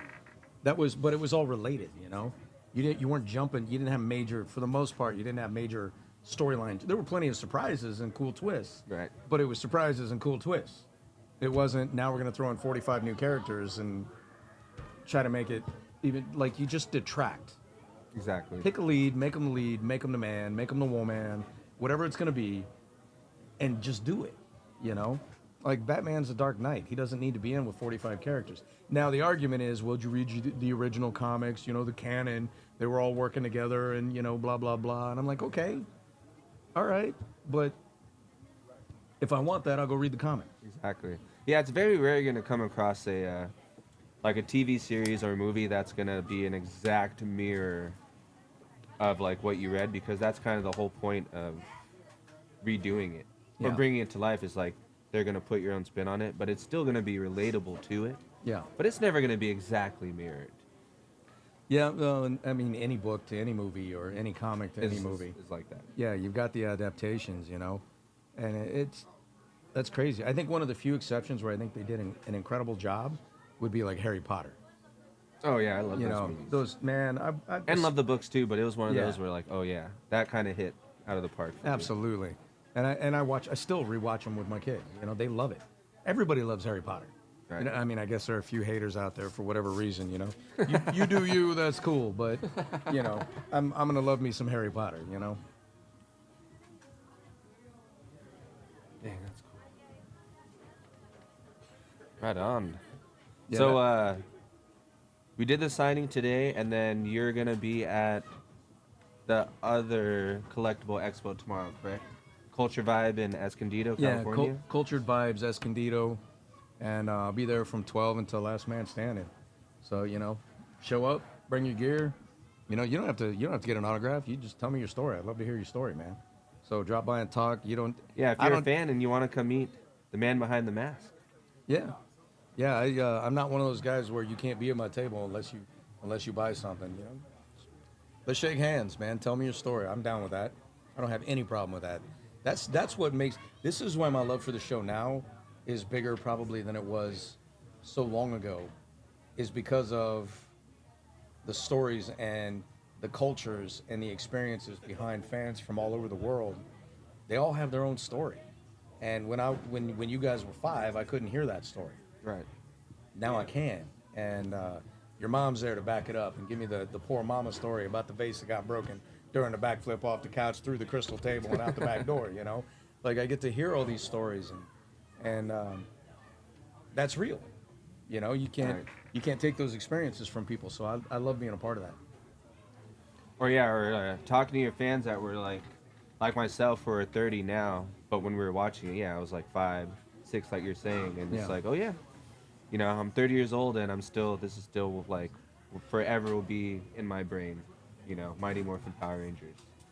Did you get a chance to walk around the Collectible Expo here today?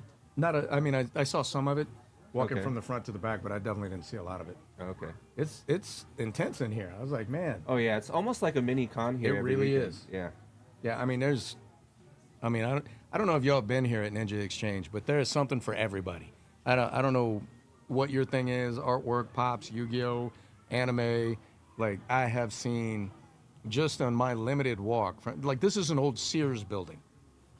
So picture an empty Sears that's now full of pop booths Yeah, and vendors just full of different collectibles. yeah. So this is it's really a trip. I mean, if you haven't been here, you need to come check this out because Yeah, we talk about this all the time. Like, It's if cool. there's stuff like this when we were growing up, it's like, Mom, just drop me oh off my there. god, Just Yeah. leave me there all weekend, all day. Like, Yeah.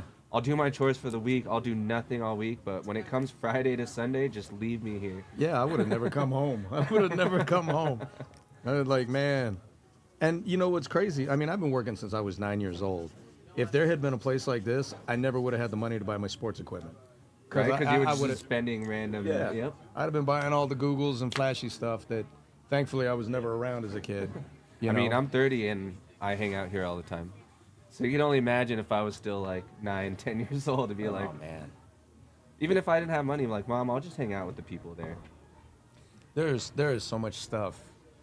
I was, you know, like I've learned that everything I'm learning about anime has kind of been this cool thing. Oh, my chair's creaking.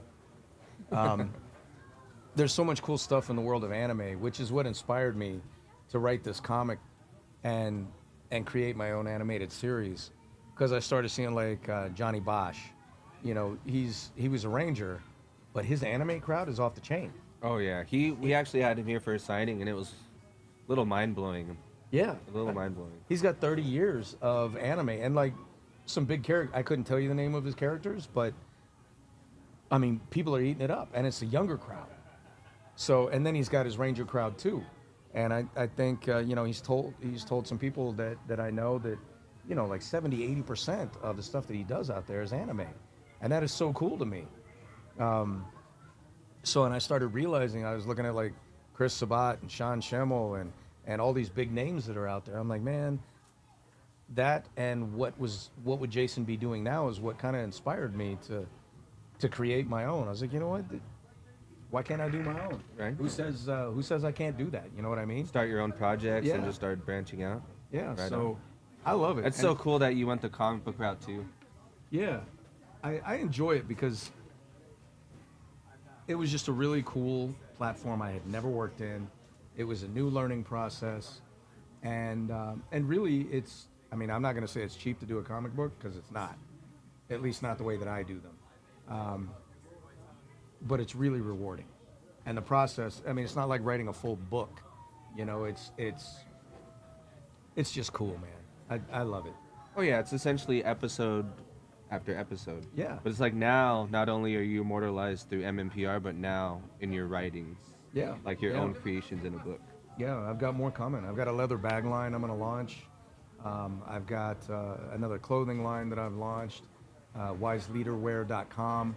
So if you're into like Plato, Socrates, you know, incredible historical figures who had cool sayings. You know, Rosa Parks is in there, Martin Luther's in there, Abraham Lincoln's in there. A lot of people who had sayings or quotes that mean something to me, and I'm still developing, and I'm going to add more stuff and, Okay. and do cool stuff. FDR, Franklin Delano Roosevelt, or Theodore Roosevelt was in there, and Plato, and the list just goes on. And there's sayings in there that I feel like there's something in there for anybody at any time. You can find something you identify with. And I decided to put those on T-shirts. They're not fancy. They're not meant to be. They're meant to be simple, which is what they are. And it's meant for you to look at the words and focus on the words. And then a few of them I put pictures on, but not many, because it's the words that matter. So that's cool. And then I have ASJ Comics, and then I have AustinSt.John.biz, B-I-Z, and that's the Power Rangers nostalgia store if you want to do something like that. Okay. And I'm still building other projects that I'm not ready to announce just yet, but I'm always fanward.com, FANWARD.com. That's my streaming network. For 5 years I've been building that. Walter Jones is on that. We have other people from pop groups, bands, and we do B2B marketing for other groups who need marketing. And we do all kinds of cool stuff. I've got probably 200 videos up there. Right. And then now maybe Whatnot is in your And near now, future. yeah. So this is a first new experience. So, watching Whatnot, it's cool because I feel like we're just talking about. I mean, I think fans will find a lot of this interesting, but it's cool to talk about that, and then let people see. Yeah, man, that's my vibe. I'm gonna do that. No, man, that's not my vibe. I'm not gonna do that one. And just seeing how people want to interact with that. And I mean, I wish I could see comments, but are there comments on Whatnot? Do people talk? Yeah, there's like a little chat. Okay. It's kind of so. This is like the layout of it. Oh, it's cool background. And then you kind of scroll through the chat, and then that's where like the auction is. So when something's running, they can just hit like bid, Okay. like they split a. So it's kind of like that style. Okay. Yeah. Oh, all right. Damn, what is this Red Ranger thing? Woo! All right. That's so, what I'm like in the morning before I have coffee. Wow. We're actually gonna bring up a vendor here that's a huge fan of yours. He's the one who actually owns all of these collectibles here. So Brandon, step on up, my friend. Welcome back, man. Good to see you again. Yeah, thank you, brother. Thanks for having me, guys. Of course. Thank you, Ryan. Get strapped up and strapped in here. Good. Was this you? Did you do this? What's that? This artwork? No, I wish. Oh, yeah. I'm not that lucky. No, man, I could screw up a stick figure, so I'm like, I don't have that kind of talent. Man, it's not every day. I actually got to meet if I could tell 4 to 8 year old Brandon that he got to meet Jason today. So that was pretty cool, man. Okay. Got to meet an actual childhood hero today. I'm That's pretty awesome. stoked. So I was eavesdropping a little because I'm right next door. Okay. I don't want to ask the same thing, but I did overhear that you said you were a bouncer in Tucson. I was. I'm from Tucson, so are you also from there, or are you just living? No, I had a friend there that I was just trying to kind of. At the time, I was homeless. Oh, So is this I was- before the show? After the show. After the show? So I was trying to get back on my feet. Didn't know where I wanted to go, what I wanted to do. I was young. I was mad and feisty about stuff. I was like, let me teach martial arts by day, and I'll bounce at night. And that's literally what I did. Do you ever know a club called the Outback? Yes. I mean, I didn't attend the club, but I know about it. So Yeah. I used to bounce there. Damn. Yep. And then Foothills Karate Studio in Tucson. I don't know if it's still there today, but that was under Master Allen. I taught at his. I created a kickboxing program at his dojo. Wow. And then do you know Ten's nightclub? Yes. So I bounced On there too. Speedway. Yep, Speedway. So I bounced there too. Very cool. That's crazy. Yeah. So it was. How long did you live there? Not long. I think I was there less than a year. Okay, so you didn't get to endure the heat too much. No, man, I didn't want anything to do with that. heat. No, that's why I live here now. Yeah, like man, heat in Arizona. I can remember. I don't remember where I was. I think I was in Yuma at some point as a child. It's even worse. Oh my God! I can remember we cracked an egg on the asphalt. And that's a it real just- thing. Yeah, Oh, and it literally cooked on the asphalt. I was like, this is stupid. Yep. Why would anybody choose to live in this? You know? No, exactly. That's why everyone wants to escape. Now, I actually want to ask you. I know you already went over it. I was curious about the new book, though. Yeah. You're saying it's got a little Easter egg So with the Rangers, but this is all separate. so it is not Power Rangers at all. Right. Because I don't own Power Rangers. I can't use that IP. Sure. But if you are a Ranger fan, you will see things in there. You'll be like, I see what he did there. Okay. And if you're looking, you can put some things together. Yeah. And I love it. It's special to me. So, but if you know nothing about Power Rangers, You still can be a fan. this is its own story altogether. That's even better. Yeah, so this is demons and druids and cannibals. I And, love it. It and- sounds gnarly. I like Yeah. that. It's like a little darker. Yeah, scavengers and reincarnation and this is what happens to Jason 30 years after the world ends. And there's Okay, so it's apocalyptic. it's a post-apocalyptic dystopian. It's dark. Okay. Like it's real dark. And book 1 is drawn kind of cinematic. I think that's one of the books they've got up there right now. And there's very little color until I want you to pay attention to the color on the inside. So it's kind of Sin City, and then Yeah. you get to pages where all of a sudden there's an explosion of color, and that's because I want you to pay attention to something. I could. It looks a little Frank Miller-y. I like it. Okay. The Sin City, like you Yeah, said. yeah. That's cool. I like that. So don't show them the very last page, but towards the end you can see like the last 3 pages. Just don't show them the very last one because that's the reveal. But if you show them like the last couple pages, No spoilers. you'll see bright red, and that is like that's when it's full blown blood, guts, gore, and violence. Okay. And there you go. That's a good page. And yeah, that's good.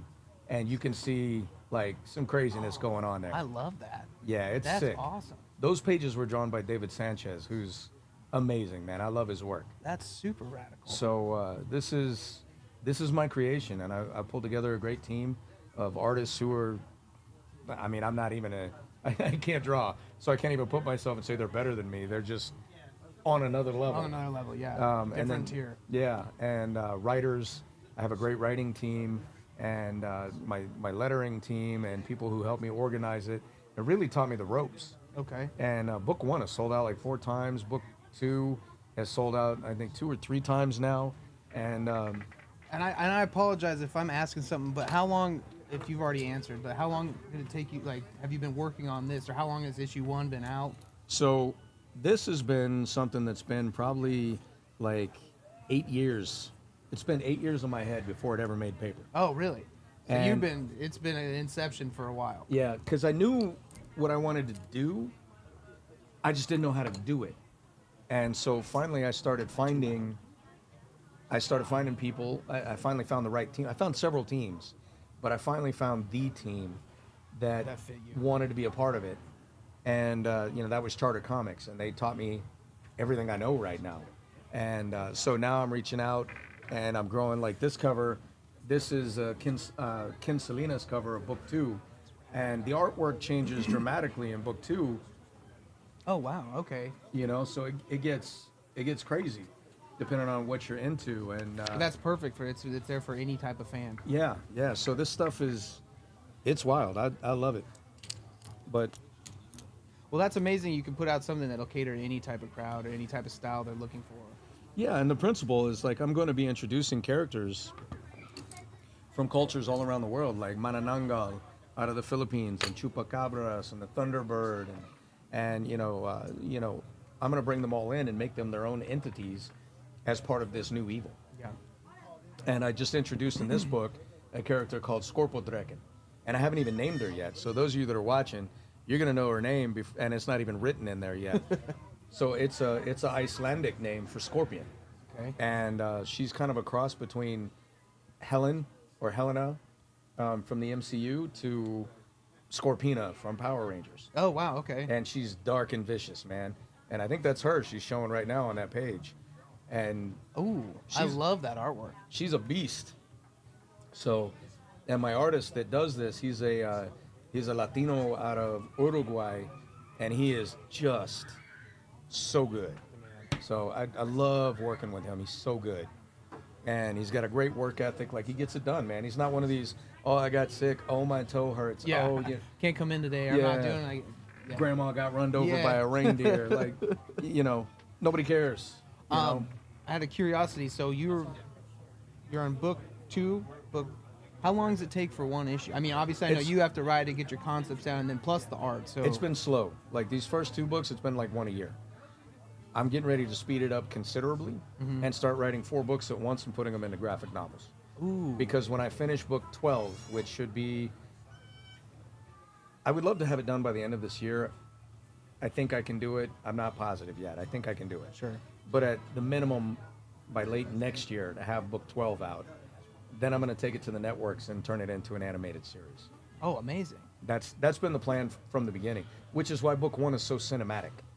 And that's how I got the review back from Larry Houston, who directed X-Men. I mean, he was like, this is cinematic. This is a page turner. And if I have my way when it comes time to do the anime, I'd love to have him.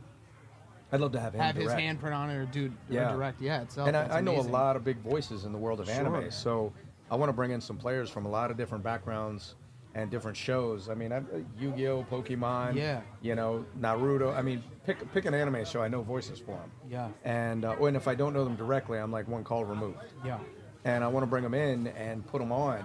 And I want to turn this thing into something that no matter where you live in the world, there's a piece of your culture in there. And no matter what show you grew up on in anime, there's a voice you know.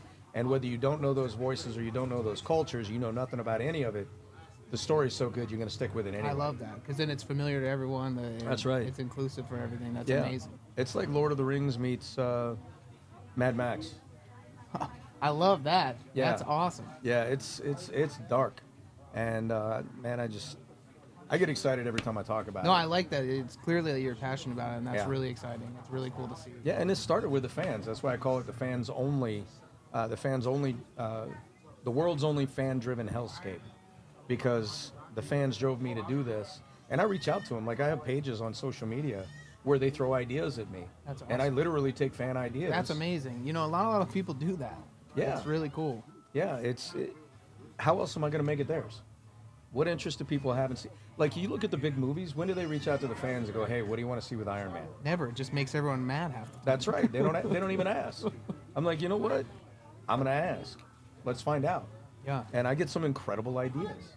So I love it. I love it. And I'm hoping to really get going on it later this year. So it'll be a ton of fun. And you do a graphic novel for the last, So or once you do want to do 4. I'm So sorry. you book said 3 that. is written. I have to send that to the artist. And then I'm immediately going to jump on book 4 while book 3 is going through Kickstarter. And then when book 3 is done, or book 4 is done, then I'm going to publish 1 through 4 in a graphic novel. Gotcha. Oh, I see what you're saying. And then I'm going to go through and do the next 4. And then I'll do the next 4 until I get to 12 books. And I should be able to pump out, 3 more graphic novels after that and be done. And then that gets me to the networks, and I can go and say, hey, I've got 12 episodes. That's amazing. This is the first series. Now, Let's you'd go. want a feature film, or would you rather have a series? I want it all. All of it. I'm going to start with the animated series, then I want to take it to live action, and then I want to do film. Amazing. So, but yeah, I've got plans.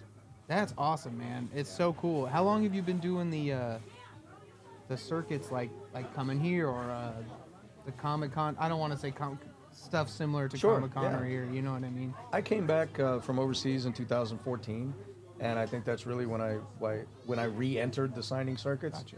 But in the late 90s, Walter Twee and I, who left the show first, we were doing malls and car shows and Yeah.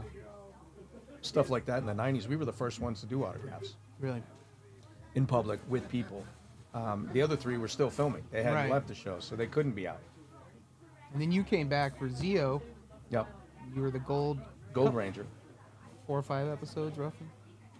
Yeah, it was 17 episodes. 17 episodes. Yeah. Yeah, I remember that was pretty bad. I liked that. Yeah, it was a cool. lot of fun. I think a lot of people were surprised. Yeah. Because I heard rumors that they, had people thinking it was David Yost or Billy, and then I heard rumors that it was going to be Jason Frank's brother, and I guess I've heard a lot of rumors. I don't know how much truth there are to any of them, except that I fully believe they hyped people up, Sure. and and then it turned out to be me. It could have so only ever been one. It had to be you. it was It cool. wouldn't have worked. Yeah, and it completely flipped the roles. Right. So it was like, then Jason came back as a 6th Ranger, and Yeah. it kind of blew up from there. So it was a trip. It was a trip, and it was cool to be a part of. That is the only Ranger before or after that they gave the power of 3 Rangers at one time. They've never done it with another Ranger. Still to this day. Yeah, and it's the most powerful Ranger ever created. And there are a lot of first and onlys for Jason's character. I love it. And yeah, I love it too, man. It was pretty wicked. So I love the legacy that is behind that. It's amazing, and it's really cool.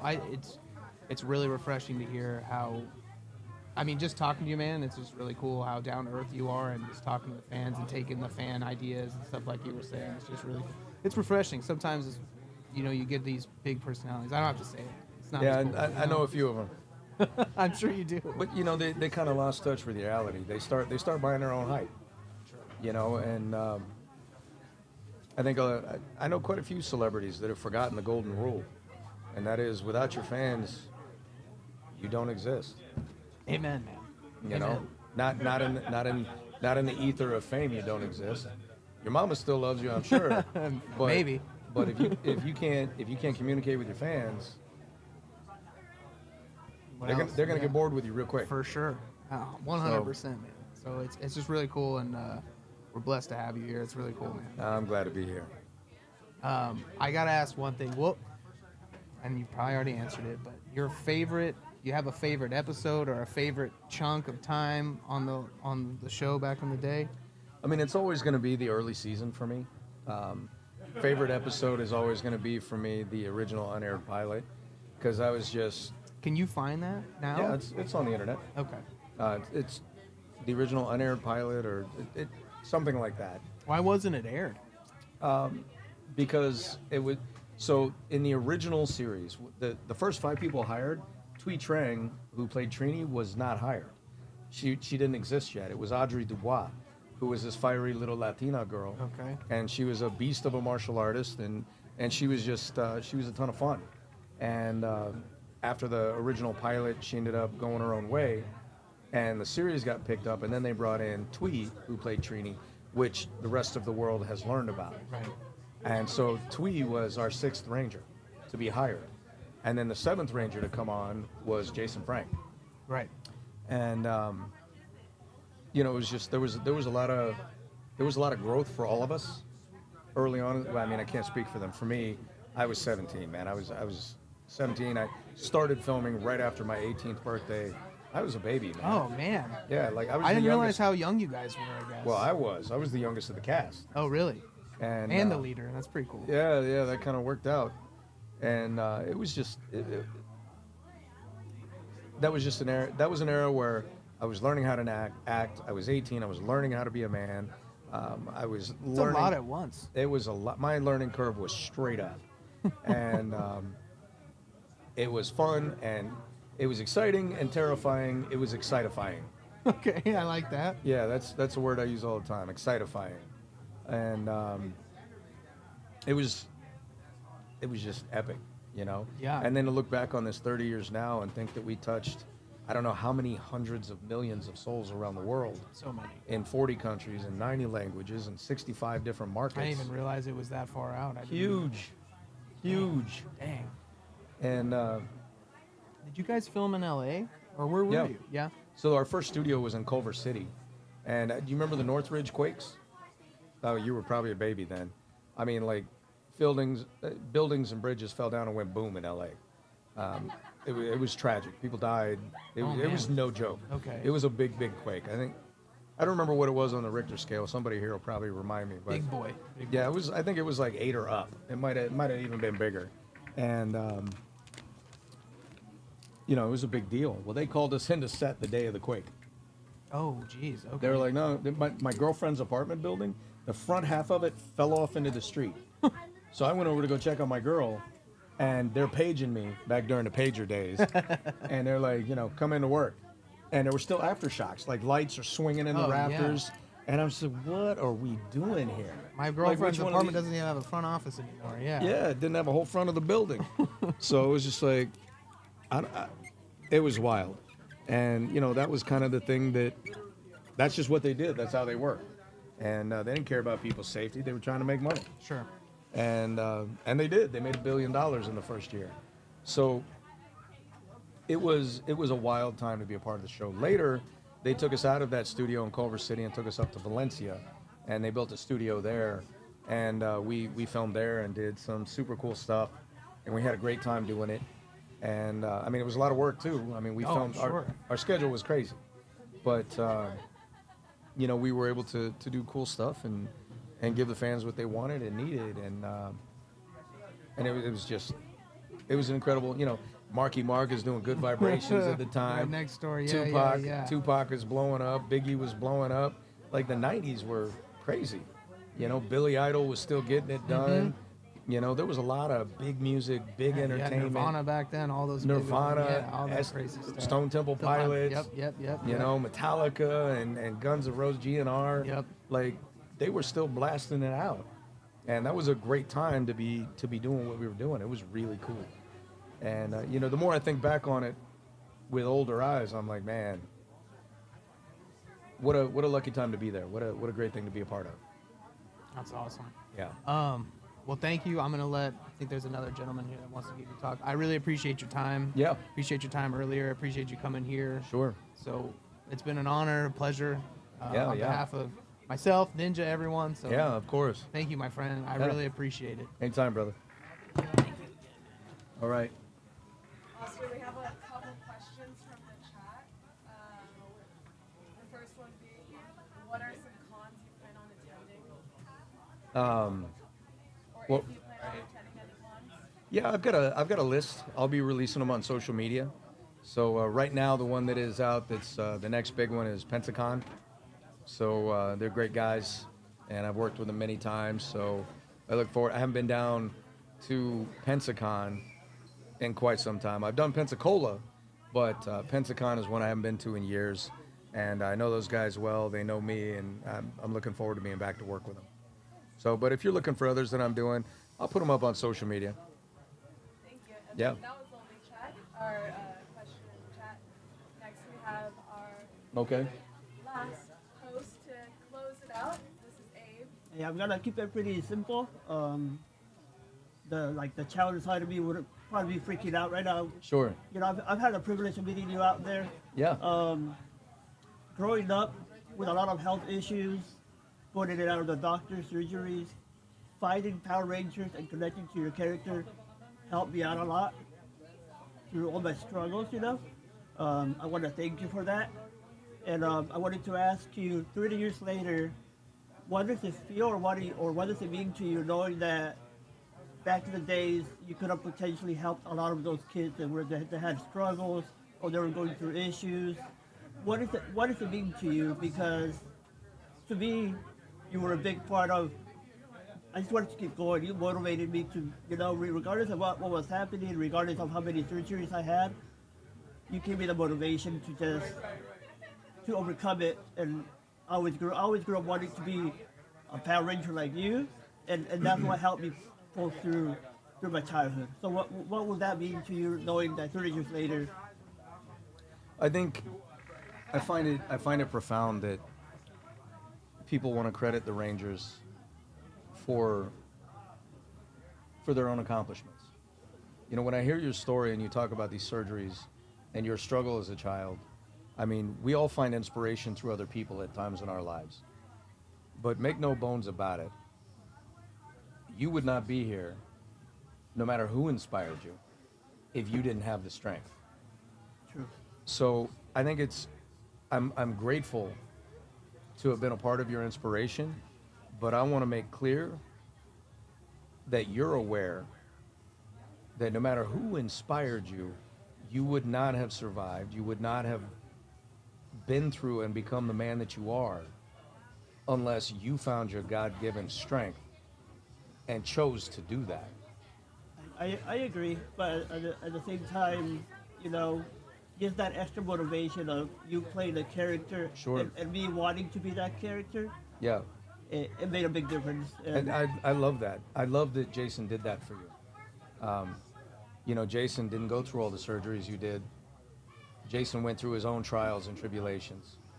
But I think if Jason were here right now, he would shake your hand and tell you, wow, man, I think you would have inspired Jason. Thank you for So that. I think that's a testament to you, man. Yeah. So But, like I said, thank you for my childhood, and I'm pretty sure there's a lot of millions of people out there, you know, who are pretty much saying the same thing, and you know, there's a reason I got this because, you know, I wanted to be you. I wanted. You were a badass in my eyes, and you gave me the motivation just to keep going and to keep fighting, and it's awesome. So thank you for that. I love it. Well, I mean, you talk about your childhood. I was a child on the series. I just turned 18. You know, so while I was legally a man, I mean, you and I know that we're both old enough now to know that at 18 we didn't know anything about being a man. We were just legally men. Yeah. And so when I talk to the fans, I'm like, you know what? We grew up together. Really, that's how I see it. Awesome. Jason was discovering what it was to be a man. He was discovering what it was to be a leader. He was discovering what it was to be a hero. And he was learning all that while you guys were watching him do it. So I think that's a really cool first full circle to be a part of. You know what I mean? Yeah, well, thank you for being a part of that, being a part of my childhood, and then thank you for being my favorite Ranger, especially the Gold Ranger. When you came back, You like that one? oh my God, I remember that scene where like you were running through the desert. When, Yeah. The reveal, like the bandana and the sunglasses, hid it Yes. from everybody. You came, in my eyes, you came a little bit more mature, and the way you characterized that character, it was just awesome. It was different. Yeah, that was a really cool piece to come back. And I was just talking with some of the other guys, and we were talking about how the script got flipped. Okay. You know, where Jason was now the Sixth Ranger, and you know Tommy was now the Red Ranger. Yeah. And it was just kind of a little bit of a role reversal, which I thought it was kind of cool, and clearly the fans loved it too. I think it was cool, and for me, you brought back that leadership. When you came back as the Gold Ranger again, I could connect back to the leader.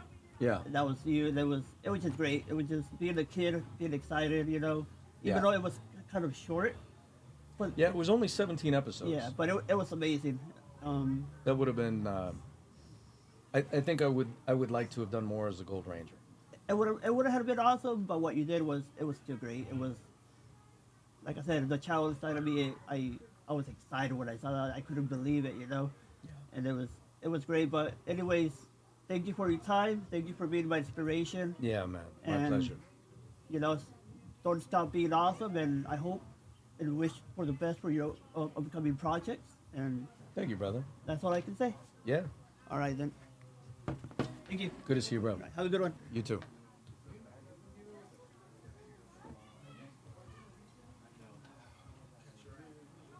All right, you guys. So that was Abe, one of the vendors here at Ninja Exchange. Cool His guy. his brand is actually Morphin Time Collectibles. Is it? Yeah, so he's one of the bigger Oh, fans okay. here. And then That's Brandon, cool. the guy before Acme Collectibles, he's actually right next door. But again, he's the one who has all these. Acme is in like Looney Tunes. Acme. Yeah, Acme That's Collectibles. cool. He didn't tell me that. I would have. And this is all of his toys right here, like the. Okay. The Oh, he's got the blaster. blaster, the blade blaster. Dang. look at Yeah, that's a minute right there. that. I know this one's nice. Then you even have the like transformation down here. Oh my god, those pictures are so bad. I hated that picture, man. But they never asked me. They were like, "Hey, you want a different picture?" It just showed up one day on Toys. I was like, "Oh, okay. I guess that's what it's gonna be." I know, right? Well, but then again, when you're getting into it, you're like me on a box for toys. Oh man, Let's go. When they put my toy of me in my hand for the first time, I was like, "This is so cool." Did you keep any of that stuff like for yourself, or was it kind of They all? only ever gave me one toy. Oh, really? Yeah, I never had a collection. I never had any of that. All of you guys had more stuff than I did, and probably still do. So maybe one day. I keep thinking one day they're gonna have like a stroke of conscience and send the entire collection of the first series to the actors, to the cast that they built their empire on. But I'm no fool. They're not gonna do We that. see that comic right there, the Hamilton comics. Yeah, That's the first issue, first print ever I've signed a lot of those. for Mighty Morphin Power Rangers. Yeah. Yeah, that's a cool one to have. I think I had one that Walter actually signed. So that was like the only comic I ever had for MMPR. But I was like, first one, gotta have the first one. That's cool. Yeah. Yeah, I've had a lot of those come across my desk over the years. Pretty And cool. you never actually, you're like, oh, this is so cool to see, hold and sign. Or you're like, dang it, I don't actually have them. Yeah, I don't have, like, I got my first piece of memorabilia like 1 or 2 years ago maybe now, and it was the orange shirt. I don't have the photo here with me, but I had a sleeveless hoodie, and it was like a reddish orange, and that is the only piece. It found me like 30 years after the show, and I bought it off a guy, and that's the only piece I have in my collection. One of these days I'll have to find it and get it up so that you guys can see what it is. If you come by my tables, I have a photo where I'm morphing with the Red and Green Ranger fighting each other during the Green with Evil series. It's the orange hoodie that I wore in that episode. And That's cool. that's the only thing I have. So at least I think it was one of those episodes in that series. Was there anything like ever on set you're like, oh, I kind of want to just like take this from the set? It's so cool. Oh man, there was a lot of cool stuff. You know, I mean, there's plenty that we could. I know some of the other Rangers definitely nabbed some stuff, but I didn't. So. Right on, man. Well, we are getting ready to close out. Is there anything else you'd like to shout out to the chat?